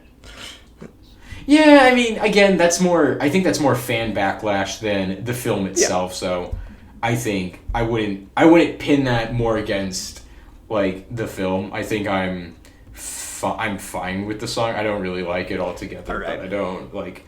It's not like it comes on and I see red and I feel I'm shaking, my little heart's palpitating. I don't feel that. I'm just like, I'm fine. I'm sitting in the back. Yeah, that was my best attempt at being fair to this movie. Yeah, I think that's solid. I think that's solid. You recognized your bias. You were very upfront about it. All right, well, thank you. Now let's see you do it. Yeah. Yeah, now we turn the tables over to me, where now it's my turn to run the gauntlet and do my best to be as objective as I can with another film that we saw. Well, we didn't see it together. We might see it soon. I might see it again next week because it's still in theaters, but we're in the end game now because we are talking about Guardians of the Galaxy Volume 3. I guess I don't know if you want to like review your thoughts on the first two or not. Is it my turn to do it's your turn. That's what's happening. Little franchise that I love. Okay. Yes. Now, this is the massive lore dump, so here we go. Put the funny song, You know that meme where it's like blank lore, and you have like sped up footage, and it's like, but you didn't have to cut me off. I love those memes. Yeah, this is me lore. Me lore. So, just you get ready for that. But for reference, this film, at least with the background it has, is one of the most interesting backgrounds I have going into a recent release movie, because Guardians of the Galaxy 1 and 2 is very cornerstone and very pivotal to me understanding and being a movie watcher and doing the podcast and writing the reviews and everything. Quite literally, the first 2 reviews I ever did with this hobby of mine were for those 2 movies. And so, me personally, much like how Sam had a lot of history with Mario, I have a lot of history with Guardians of the Galaxy. There's, like, straight up, there's a summer, I think it was, like, 2018, where, like, one summer, every morning I'd wake up and I'd watch either Guardians 1 or Guardians 2. I had it, like, recorded on my VCR. And I would, like, watch those movies over and over again. They're, like, etched in my brain. And so, obviously, like, growing up, that's where I think everything started to... I guess that's where it, quote-unquote, kind of drifted apart for me, where I'm like, okay, obviously I still, like, enjoy the movies, but, like, there's plenty more out there I want to see. And so, like... that's when I see like La La Land, and I see a bunch. That's of Nicole Kidman's favorite developing movie. My habits. Well, if we're basing it off of the AMC ad, which I'm assuming you're doing because La La Land is in the AMC ad, that also means that Wonder Woman, Creed, Jurassic World, all there, and I think all of those are the 4 favorites. 4 favorites. But yeah, what I'm getting at is that, I'll be upfront and say I don't have crazy history with like movies for a good majority of my life. I'll be upfront about that. I didn't care too much in regards to just like movies or movie watching a lot up until that summer in high school when I decided to really turn things around and really start getting into movies. So right at the end of that long era up until that point in high school, I think one of my most prominent movies that I really liked was Guardians of the Galaxy. Like I just grew up a lot with it. I really like those characters. One in particular, which we'll get into. And I really just enjoyed both of those experiences. It was really funny because I always thought, like, during that time, I'm like, oh yeah, I'm a Marvel fan. I like Marvel films. I'm unique like that. You get it. But with retrospect, I realized that's not really the case because I was more of just a Guardians of the Galaxy fan. Like, I didn't really talk too much about, like, Captain America, the Winter Soldier, or, like, the Avengers film. Like, I was only talking about those 2 Guardians of the Galaxy movies. I didn't care for anything else. So, like... especially in that wild area when things were really popping off with like Spider-Man Homecoming, Thor Ragnarok, Infinity War, Endgame. Like when all of that was coming out, that's when I feel like I really kind of pivoted back towards Guardians of the Galaxy. But then once Endgame wrapped up, we all saw a lot of big shifts. Because obviously the main... because by that point Disney was also aware that it popped up, so it started planning a gazillion projects all at the same time. Right. No thought into how they would connect.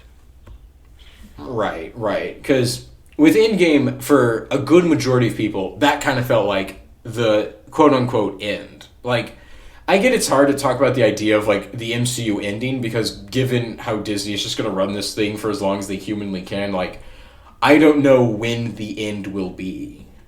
Because, there's a possibility where everything tanks so hard that they're going to have to, like, pivot and, like, not do stories anymore. There's also the possibility of that, like, we'll see this go on for, like, 40 more years. So the idea that this franchise of Marvel can have, an actual sense of finality, just in general, is very difficult to come by. So for a lot of people, that's where they really found that with Endgame, because obviously... that's the last time we're going to see, like, the core Avengers who were really responsible for putting this on the map. Like, that experience they had in 2012 is going to get one final send-off for 2019. But, of course, the show must go on. And so, to your point, plenty of projects came out since then. There's been all those TV shows, WandaVision, Loki, Falcon and the Winter Soldier. There were loads of other movies that came out. Black Widow, Shang-Chi, the Eternals movie, Thor 4, Doctor Strange 2. Like... just looking back on that, it's just been a lot of stuff. And a lot of people have taken time to look back and reflect on what it's really meant for Marvel. What Marvel's really meant for them, I should say, during that time. And so, I think it's been interesting because we've seen like, the way that I feel like characters we've seen back in the day get treated today are just completely different. Like, an example that sticks out in my mind was when I was seeing Ant-Man and the Wasp: Quantumania. There's a scene where, like, remember the scene where he's like, I like, do the not random want to talk people in the about village. Ant-Man 3. Sam, it's your favorite okay, Ant-Man film. I'm going to stop you right there. I mean, Grant, I understand you're being humble. No. Do not drag me into Ant-Man 3. No. But there's a scene, there's a scene where he's, like, talking to, like, these people, like, in the little, like, town, and he's being held down. They're like, drink the juice, drink the juice, drink the juice. And, like, the whole time I'm thinking, you have the Ant-Man suit. You can't just push the button and shrink down. Like, he's just, like, he's trying to, like, break free, but, like, he's just not. And I'm like, this is such a far cry from that scene in the first Ant-Man where, like, he's breaking into the house and he takes the piece of tape and gets the fingerprint. And then, like, puts the glue. It is, isn't it? And, like, it just feels so different. You don't have to reinforce that. I don't know. It's just been... We've seen that with pretty much, like, any poor soul that's had to continue post-Endgame. We saw it with Ant-Man, we saw it with Doctor Strange, we saw it with Thor. So, it was just really... It was really going to be a tricky thing to behold, knowing that Guardians of the Galaxy still had their final... They had to finish their trilogy, and knowing that this new wave of... this, like, quality, this drop in quality even, is just, like, very prevalent and very much alive. Like, even someone like Taika Waititi, who made Thor Ragnarok, which is, like, one of the most universally loved Marvel movies, at least with general audience members. Like, even he screwed up terribly and made Thor 4, which is, like, the laughingstock of recent memory. But things turned around heavily, all thanks to the holiday special with the Guardians of the Galaxy. For me, like, it's a little side tangent, but for me, that was the sign that was like, okay, yeah, 3 is going to be in good hands. I don't think 3 is going to generally ruin everything or really screw things up. It's very inconsequential. Like, it is built a bit on fan service, and you don't really need to worry about it. There's a couple of, like, little teeny tiny details that I'm not going to say really are really important to understand and really get what's going on in 3, but, like, if you didn't see the special, you would have a couple of questions of, like, why did they say that? How did this character get here? And so, there might be that in place, but the one big takeaway I had with the holiday special was that I was going to be ready for 3. And so, with 3 itself, that's where things were going to get really freaky, because I don't remember when it was, because there's no, like, Nintendo Direct when they announced this, or, like, when they... you could probably say at Comic-Con or something, but I don't really remember when I fully started to realize, like, oh, wait, this is what they're going to be doing with 3. Because once that moment hit, that's when everything flipped on a dime for me. Because... Good heavens. Get a drink of water. I'm going to try, but... If you somehow have been living under a rock at this point and don't know what 3 is all about, a huge focus on 3 was going to be the backstory with Rocket, because 1 was all about, like, the formation of the team, 2 focused a lot on Peter's past with his biological dad, Ego, but now 3 took a shift, and now they're going to focus on Rocket, which to me was always interesting, because Gunn was very open about how his favorite character that he's ever gotten to, like, write for and get to make a movie about has been Rocket, which I think makes a lot of sense when you look at how Gunn works as a director, because I like to think he likes to take kind of the quirkiest, most random character you've never heard of, find a way to kind of create this little human story around them, and really just kind of get you connected through what they go through. Like, recently, I think the Polka Dot Man was a great example of that in the Suicide Squad. More or less. Up until that point, like, yeah, like, I think there might have been a couple of, like, random people that were like, yeah, I know who the Polka Dot Man is. He's literally, like, the biggest joke ever. You can't do anything with him. And then the Suicide Squad comes out, and they find a way to, like, ground him with how they implement his powers into that conflict, while at the same time giving him just enough of a story for people to really get behind him and root for. And so, Rocket always felt like the character that gelled the best when it comes to that kind of style of gun writing. But for me personally, Rocket was always my favorite of the team. To me, like, with 1 and 2, he never really was the main character, the real big star of the show, but he always felt like he had a lot going on in the background that not too many people were really focused on. So then when they announced for 3, it's like, yeah, like, everything he's gone through, yeah, we're diving into that, we're going to, like, open that up. and we're going to be fully exploring that as our way to end this trilogy. Expectations, for me at least, with me and my history and how much I've really appreciated Rocket as a character, that was through the roof for me. So I was literally walking on sunshine as I went into the theater with my first of 2 Guardians of the Galaxy 3 themed popcorn tins. If you didn't know Grant was a Rocket guy, you'll know after seeing the tin. Tin number 2, that is. I think. Yeah, that's a long story. We won't really worry about that. But I walked in with a lot of expectations, and having sat on it for a while, I gotta say, I'm pretty happy with how this trilogy has concluded. Good. Yeah, this is where you kind of step in. We kind of keep. This is where, I guess so. Well, you don't like. Well, I'm partial to Guardians of the Galaxy. I just don't.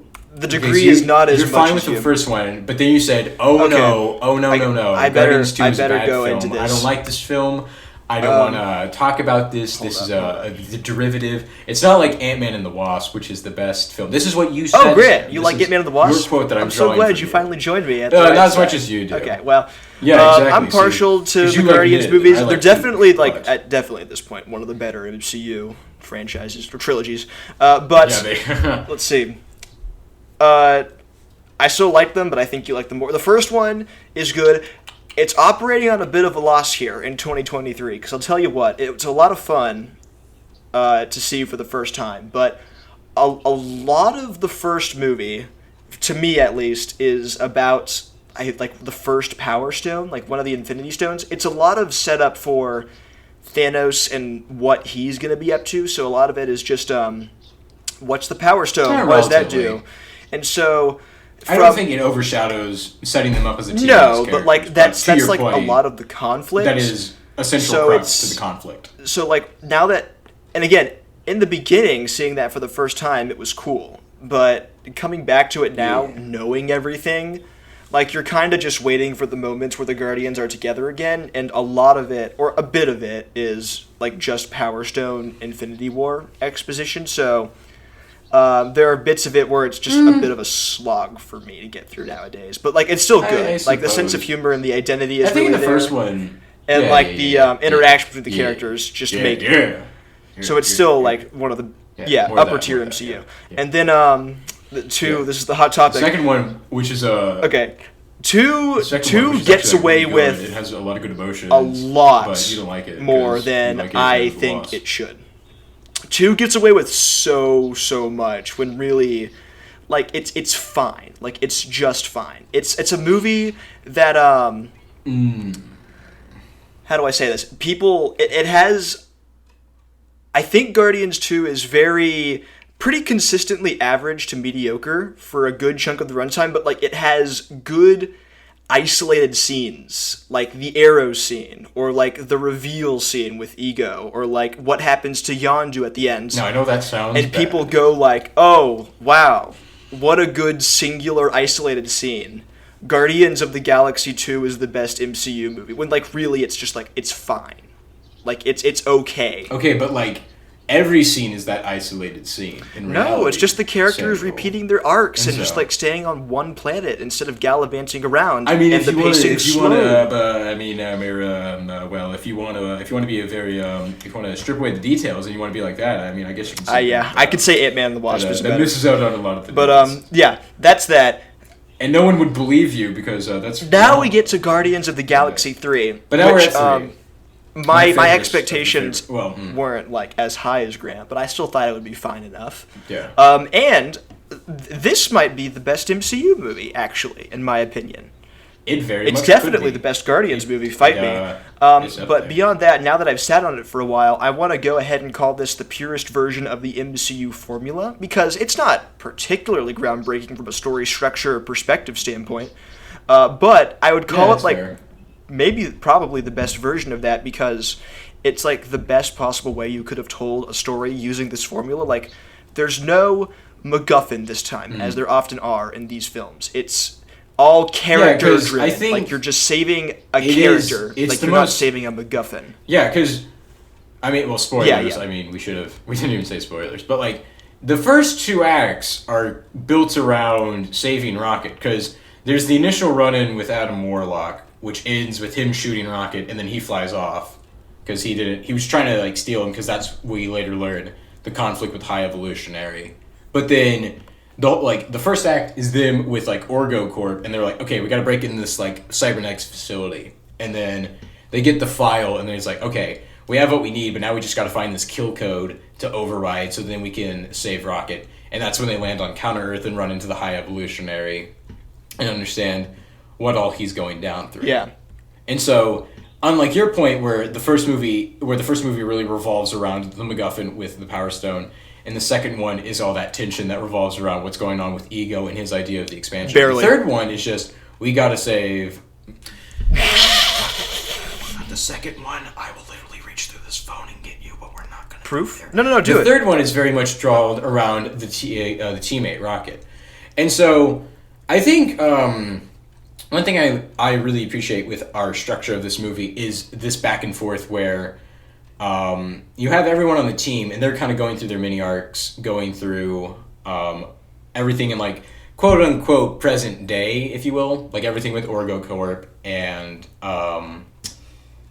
Counter Earth. I don't know why I was forgetting that. But then for Rocket, they do everything with his backstory, and so everything up until the third act, for the most part, outside of the intro, all of that is done through what his past and his history has been. And I would argue, like, all of those flashbacks very much might be the best thing to come out of a Marvel movie. And what I like about the flashbacks is that they're tastefully placed in between the stages you learn about the Evolutionary's plan. So, like, you slowly learn more about like what the Evolutionary is doing now as you learn more about what he was doing in the past with Rocket, with the animals, trying to create Counter-Earth. And then once you get all that information, you go to Counter-Earth and you see what he's created. And then, after all those flashbacks, he just blows it all up. And, like, you watch some of the animals die, like, as it blows up. And, like, that really sells home, like, how much of a threat that this is. And, like, how malicious of a character he is. Like, you could have placed those flashbacks anywhere, like, maybe all at the beginning or, like, all at a certain point later. But they're almost like a breadcrumb trail, working to like teach you more about Rocket, but also contextualize the conflict that's going on right now, so that when you do get to that final climax, you really feel like the stakes are tangible and realized and earned. Yes. Yeah. Because to your point, you make a really good argument where it's like that kind of back and forth. Really because like by the time you like see he's trying to make a new Counter-Earth, once he blows it up, like the implications of that after we've seen all the flashbacks, like that's horrific. Yes, and so it makes a very, very tangible like threat for the heroes to stop, and it's also really sold by I know I'm going to be saying his name wrong, so it's like Chukwudi Iwuji. I could be completely mispronouncing that, and I'm very sorry. He's never going to hear this. I should say this. Not a single soul that worked on Guardians of the Galaxy Volume 3 is never going to hear anything I'm saying. James Gunn, Chris Pratt, Zoe Saldana, Dave Bautista, Vin Diesel, Bradley Cooper, Carey Gilligan, Palm Kalanteef. I might be saying her name wrong. Absolutely anyone that worked on this, they're never going to hear this, so I can get away with anything. They're never going to call me out for this, and I'm gonna very gladly sit here on this side of the internet. But his performance, High Evolutionary, was very well done. Very relentless, I would say. Not only with his not just his actions, but like they really took the time to show you the impacts of them and how much like they destroyed Rocket, his friends. Yes. And it's all very scary, especially like compared to Kang from Quantumania. Like they insist that he's a threat, and they build him up as like this force. Yeah, like, the whole first act is like, Kang. Like, they never followed through with it. Boo, boo, boo. Like they never really justified that level of just insistence. So to have Guardians really fill that hole, and have him be completely swept by Ant-Man, who, let's be honest here, is barely cracking the C tier in this universe because he's not that good. Bro's coping hard. Hey, I'm not the one supporting Ant-Man and the Wasp. At least I'm not supporting Quantumania, you have to admit.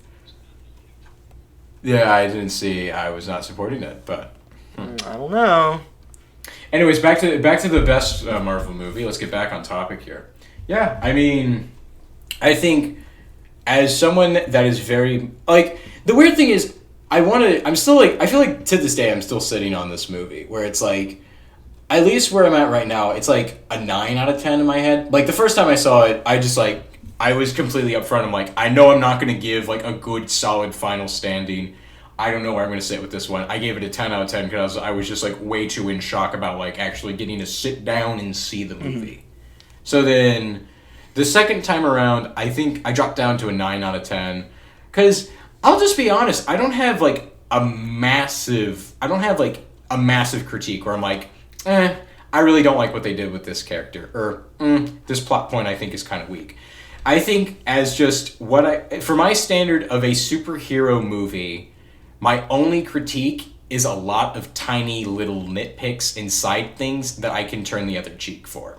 Like, I know a really big one that's getting thrown around a lot is this idea of where was Star-Lord's helmet and space boots because he didn't have it. And like James Gunn had a response where it was like, oh, well, given the severity of the mission, he just simply forgot them back on the planet. And like, that's not the best response. Like, in all honesty, you would have thought about that. And I think more to consider is that because at the end of Volume 2, he lost his mask. Yeah. But then he had it back in Infinity War. So I bet through the context of if you watched... I bet through the context of if you just watched Guardians 1, 2, and 3 and you kind of skip through everything with Infinity War and Endgame. Because there's not really anything from those movies that gets brought up in 3. Like, they don't mention the snap or the blip or anything. You don't really have to see the others. And like... Yeah, like... I guess, again, there might be a couple little tiny details that you wouldn't get the full effect for, but, like, again, I think just in the context of its own trilogy, I think it's going to work quite well. Mm. And so, I get, like, that's why I think part of the issue with, like, people saying, well, what about him having the helmet and everything? I think, like, in due time... Like, sure, with the continuity of this universe altogether, it's kind of frustrating, because with the Russos bringing it right back, you would have thought, like, why didn't he have it? Like, I get it. I think there's some sort of a complaint there. I'm not super destroyed by it, because, like, this isn't like in the Snyder Cut where it's like, oh yeah, the main villain just forgot, like, the worst day of his life. That's, like, what everything's built around. Yeah, this is an art movie. I'm not making dumb superhero film. I'm making art. This is art. Look at my art. My art is so good. But yeah, I think at least within this context, again, it's just a lot of small things. Like there's a couple of scenes where I'm like, I like the soundtrack. I think the soundtrack is really much like every James Gunn movie I've been seeing up until this point. I think the soundtrack itself very consistent, very nice, good variety. Each song really fits its scene. A couple of really good needle drops. I like, I think the song is like This Is the Day by, it's this band called like The or whatever, but a scene, it's a very small scene, absolutely no one's talking about it, but I like it's the visual where you have like the high evolutionary ship and then like there's the one Guardian ship flying at it and it's like, well, you're going to need a lot more than that to stop me. But then all of a sudden there's the big reveal where they have the entire Nowhere head facing off against the high evolutionary ship, and there's that like standoff right there with the music in the background. Like there's a lot of instances like that have that energy and that aesthetic, which is what I was looking for with one final Guardians movie. Yeah.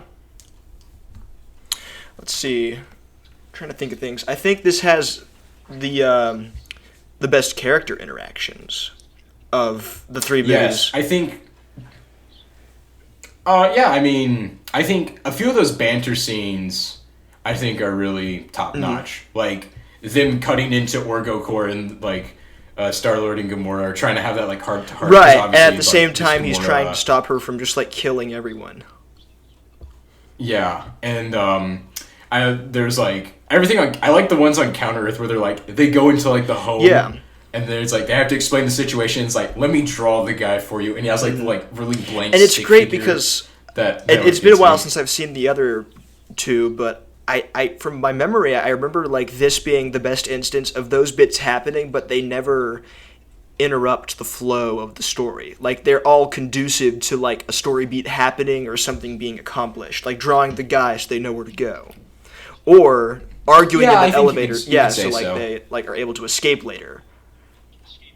Yeah, like they don't just exist in blank space. I think you could certainly say that. And oh my gosh, it's like this is such a tight, concise movie. Like it has the longest runtime. But like every event is 2.5 hours, especially compared to how slow there's weight behind was. it. Like everything feels important and like additive to like what it's building towards. Two's got that mystery in that. No, it doesn't. Nothing happens, and then like he just explains everything. Homie, you've already seen the film. You already know what's going to happen. You can't. You already know what the mystery is, Sam. You can't complain Sleepy about on that, movie. So. All right. That's hard cope. But yeah, to your point. Sorry. The back there's so many bits here too that you don't expect superhero movies, especially sequels, to be smart enough to do. Like Gamora, in from what I understand, in Endgame she was like resurrected, but like resurrected in the way that like it was the one before she met Quill, like the 5 years ago Gamora. That's why that's the timeline. Yeah. So like this Gamora in Guardians 3. That's where I feel like some of that continuity is a problem. But like. I don't know. I can't speak to that because it's been a while, but this Gamora in Guardians 3, because she was brought back before she met Quill, like, she doesn't remember everything. Like, she doesn't remember anything about the Guardians. Right. So, the whole movie... It's like a different timeline, so there's no connection there. So, like, the whole movie, Quill is trying Star-Lord, to get her to remember. That's his arc, where it's like... Yeah, it's like he's trying to rekindle that and see if there's any way to bring it back. Until he ultimately comes to that conclusion where, like, he just has to by the end of it, he still like she still doesn't remember, and like she comes to respect the Guardians and like everything they did in the past, but like they also like Peter like says goodbye and like he respects that she's not that person anymore, and he has to accept that. Yeah, and I think that's also part of it because I think a big thing with the ending, at least, I know we're just jumping all over the place here, but like with the ending, I think it's crazy because. Like I think with my expectations, I thought someone was going to get killed off, but surprisingly, no one important on the cast gets killed. So, which like that's not a criticism. The biggest switch up. Yeah, I mean it's not like some like well why didn't you do this but like the team disbands, which I think is the craziest part of it all. Where at this point in time, like I'm sure we might see some of these characters from this point on, like. I know for a fact that at the end of the movie they confirm we'll see Star-Lord again. And knowing that Rocket's the new captain and he's going to be leading that other team, I'm willing to bet that they're going to make a surprise appearance somewhere down the line. But I don't think this specific lineup of this specific characters is ever coming back again. And I'm totally fine with that. I think, especially in comparison to what's going on with Marvel and what they're about to be going through, to have at least one corner of this franchise, or at least the corner I'm most invested in, to see it have a point in time where I can I can put this time that I've had and just put it in one little box and not have it continue to spill out and keep being milked on. At least I'd hope so. At least having that finality is something I'm very much happy for. Good. Yeah. And yes. Thinking about what you said too with the team disbanding, I also thought that was really well done because it wasn't just a disbanding for the sake of finality for a trilogy. I think there was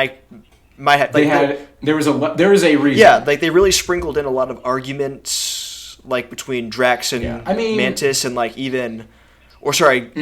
Nebula, and even little moments Nowhere becoming a more firmly established community where by the time they decide to disband, the motives for everyone wanting to do it were established throughout this movie, so that end slate makes perfect sense.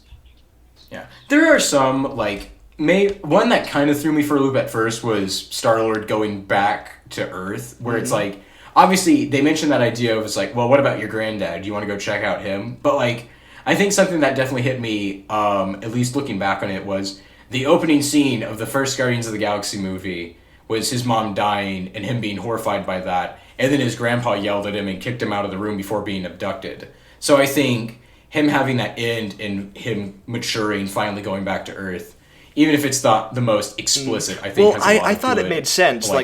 It wasn't even explicit, but the way I read it was this whole series, Star-Lord has been eaten up by losing people.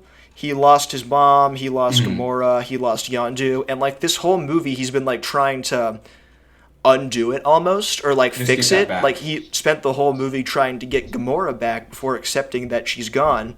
So to me, his disbanding to like go see his granddad again makes sense, because it's almost like he's learned to focus on the people that he still has instead of trying to like get these other people back that he can't.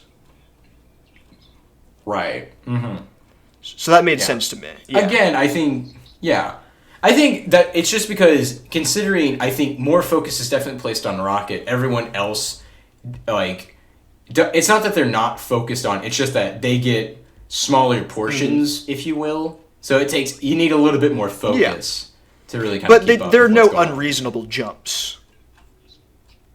Yeah, it's not like something really comes out of left field. Like, I remember I saw a review, someone saying, oh, well, it felt like Drax's really got shoehorned in at the end, where it's like, I'm not just comic relief, I have value elsewhere as well. But, like, I realize when you look back at the trilogy, clearly he lost his family, and he was a dad, and he wanted to get that back. So him finding a way to rechannel that in that instance in 3, I think was a great way to rekindle that and bring that into a really great moment. Like, yeah. But so all these other characters are getting a lot of good side stuff, but the main character, Rocket, and yeah, I mean, like, that's like the best. I don't even want to spoil how good those flashbacks are. I think you should just watch it. There is like 3 scenes that are like etched in my brain. This is the darkest MCU movie, probably.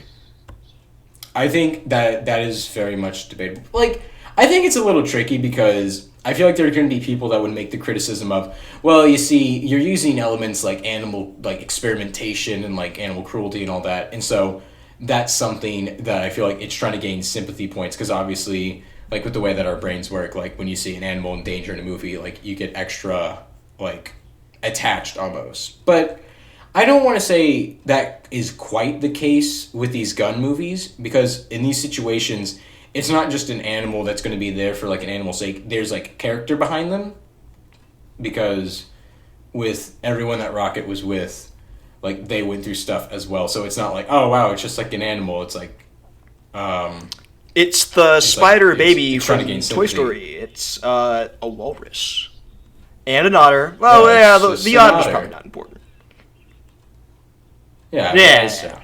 But, like, it's not like I would make the argument where I feel like they have more character and more importance to Rocket and, like, the story as a whole. It wouldn't be the same if they were gone.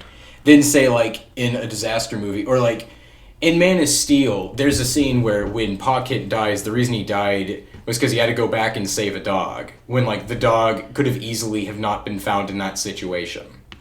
Or, like, to do a lesser example, there's situations where, like, they'll just, like, have a random dog that's like, oh, we gotta just make sure the dog's safe, but, like, not build up to why the dog is there, or give, like, any reason why the dog can't make it to safety on its own. Like, there's those situations where it's an easy cop-out to, like, get you emotionally invested to ensure that everyone's, like, that the animal's safe. But, like, in this situation, with Floor, Teeth, Lila, and all of them, they have a big connection to Rocket in his past and his character, which I think is going to be more so than just, oh man, it's a lot of bad stuff happening to animals. I sure do hope that we can get a happy ending there. I think there's more to it, I would say. Yeah, I would also agree. But detractors that like to think that they're smarter than the average bear are going to try to... Man, those guys would never be able to steal a picnic basket. Yeah, and they sure couldn't... And they sure couldn't make sense of what happened in Batman v Superman. We're just going to get all the Zack Snyder movies out here today. We're hitting all the beats. I think it's it's the end of an era for this time. Yeah. So we need a new Zack Snyder to even it out, unite both of our disdain for. And I mean, we might talk about Rebel Moon when it comes out at the end of this year, but I'm gonna be left. I'm gonna watch it. I'm gonna try to give it a fair shot. I want to see if Zack can turn another massive around, Zack Snyder episode. Well, what else would we talk about? It's fun. I don't know. Yeah. I can't like the second I denounced the MCU after Ant-Man 3, the second I rejected it, this comes out. They pull out the best movie. I'm still done with it, but like, come on, man. Yeah, I mean, I think where I stand, and I think a lot of people would agree with me, is that I think this is really the last, like, hurrah when it comes to, like, a lot of people's connection with Marvel. Like, I think at some point around 2017, 2018, like, the last character that people really found themselves, like, wanting to learn their story and getting invested in was, like, Black Panther. Like, I don't think there was a lot of people chomping at the bit, really wanting to learn more about Captain Marvel. They wanted to see this finality. It's just what I'm trying to get at is that I think the Guardians of the Galaxy, for a lot of people, is the last, like, connection or history that they have. It's the last loose end to tie up.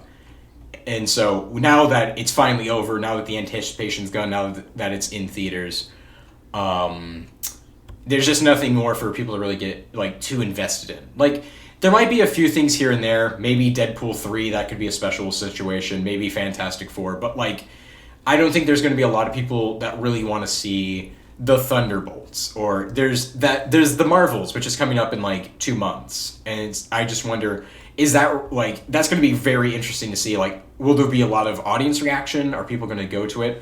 I couldn't tell you because I'm not planning on seeing it unless I get dragged into a special situation where I just don't worry, guys. To see it. But don't worry, guys. I'll get him. I'd like to see it try, but okay. Yeah, it's just for me personally, like. It's the end. Whatever I talked about, like, I took some time to review, like, the last, like, 5 Marvel movies I saw before Guardians 3, and every time I was like, there's going to be the end of the era. I'm looking forward to Guardians 3. Guardians 3 is the end of an era. This is it. This is the end. And so, yeah, like, now that it's over, like, I personally just don't have too much stake in it. Like, there might be 1 or 2 movies I check in on to see how they're doing, and if, like, there's some special case where it's, like, the word of mouth is insanely good, maybe I'll find myself going to see it, but with the 1-2 punch of Love and Thunder and Quantumania, I really don't have the energy or the investment or the expectation to see, like, oh, this will be exceptional, this will be worth my time. Like, I just don't think I can keep up with this on a constant basis. I don't really want to keep up with it on a constant basis. My favorite hero's story is done now, and so I'm kind of left at it in there, at least in terms of Marvel as a whole.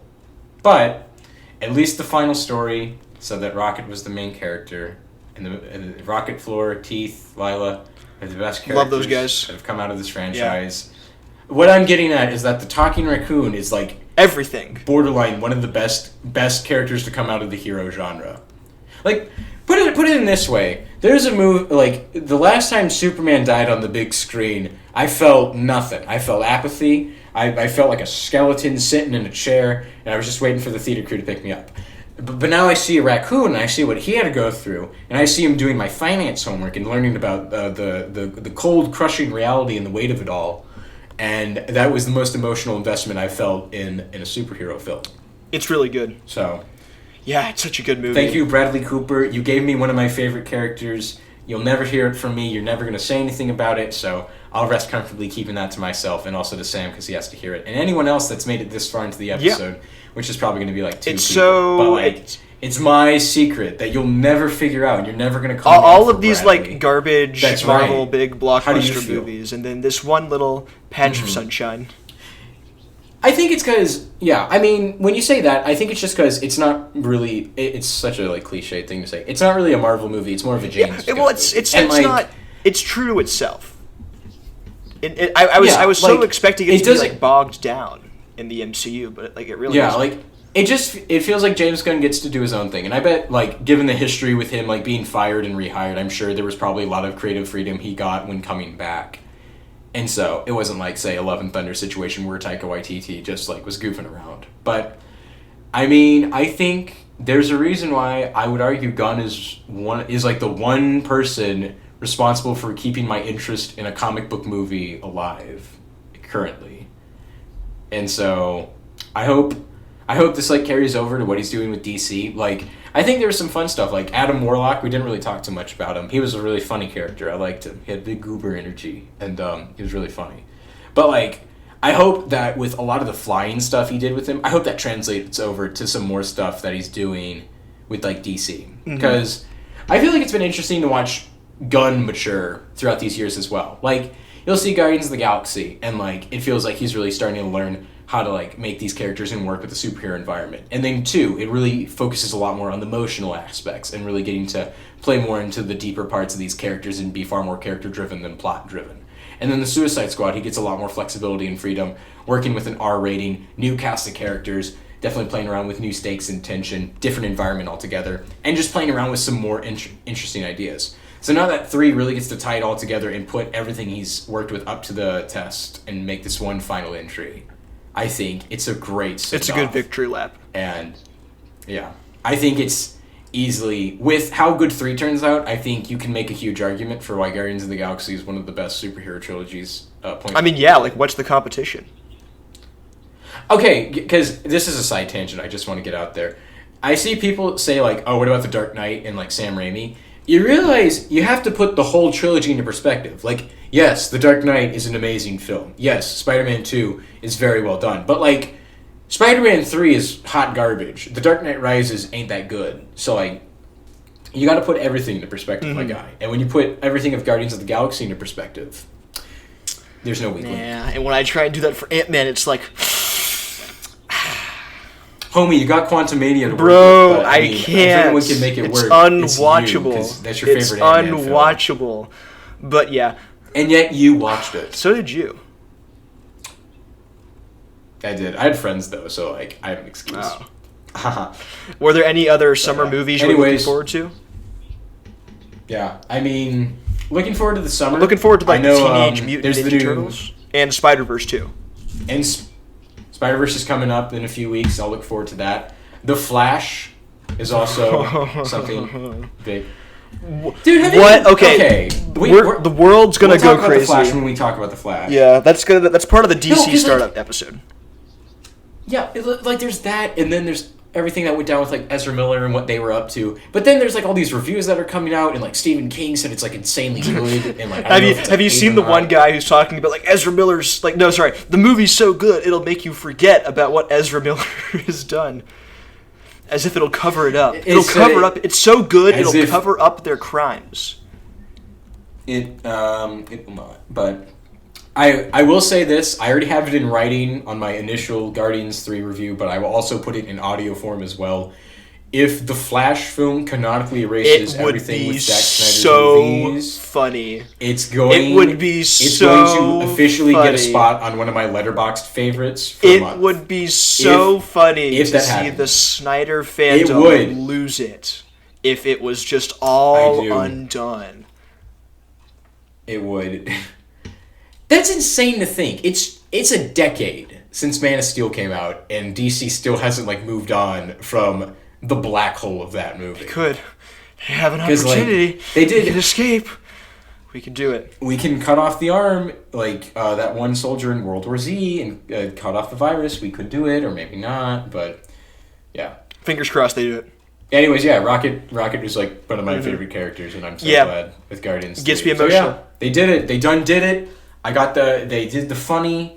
The hallway scene is a masterpiece. Yep. Like, oh yeah, James Gunn said that was a homage to Oldboy because it's a hallway scene. Oh, as if like, that's a little goofy. I think that's kind of dumb. Like any. I don't know. I mean, Oldboy only had one camera angle as opposed to like the 360 treatment you got in 3. Yeah, the 360 CG, but. It's still a good scene. It's a great scene. It's like, yeah, it's one of the best fight scenes I would say that Marvel's come with. But yeah, I want a lot of time to sit on this one. I mean, much like how last night I rewatched Puss in Boots: The Last Wish and reaffirmed it as one of my favoriteest films there you ever. Go.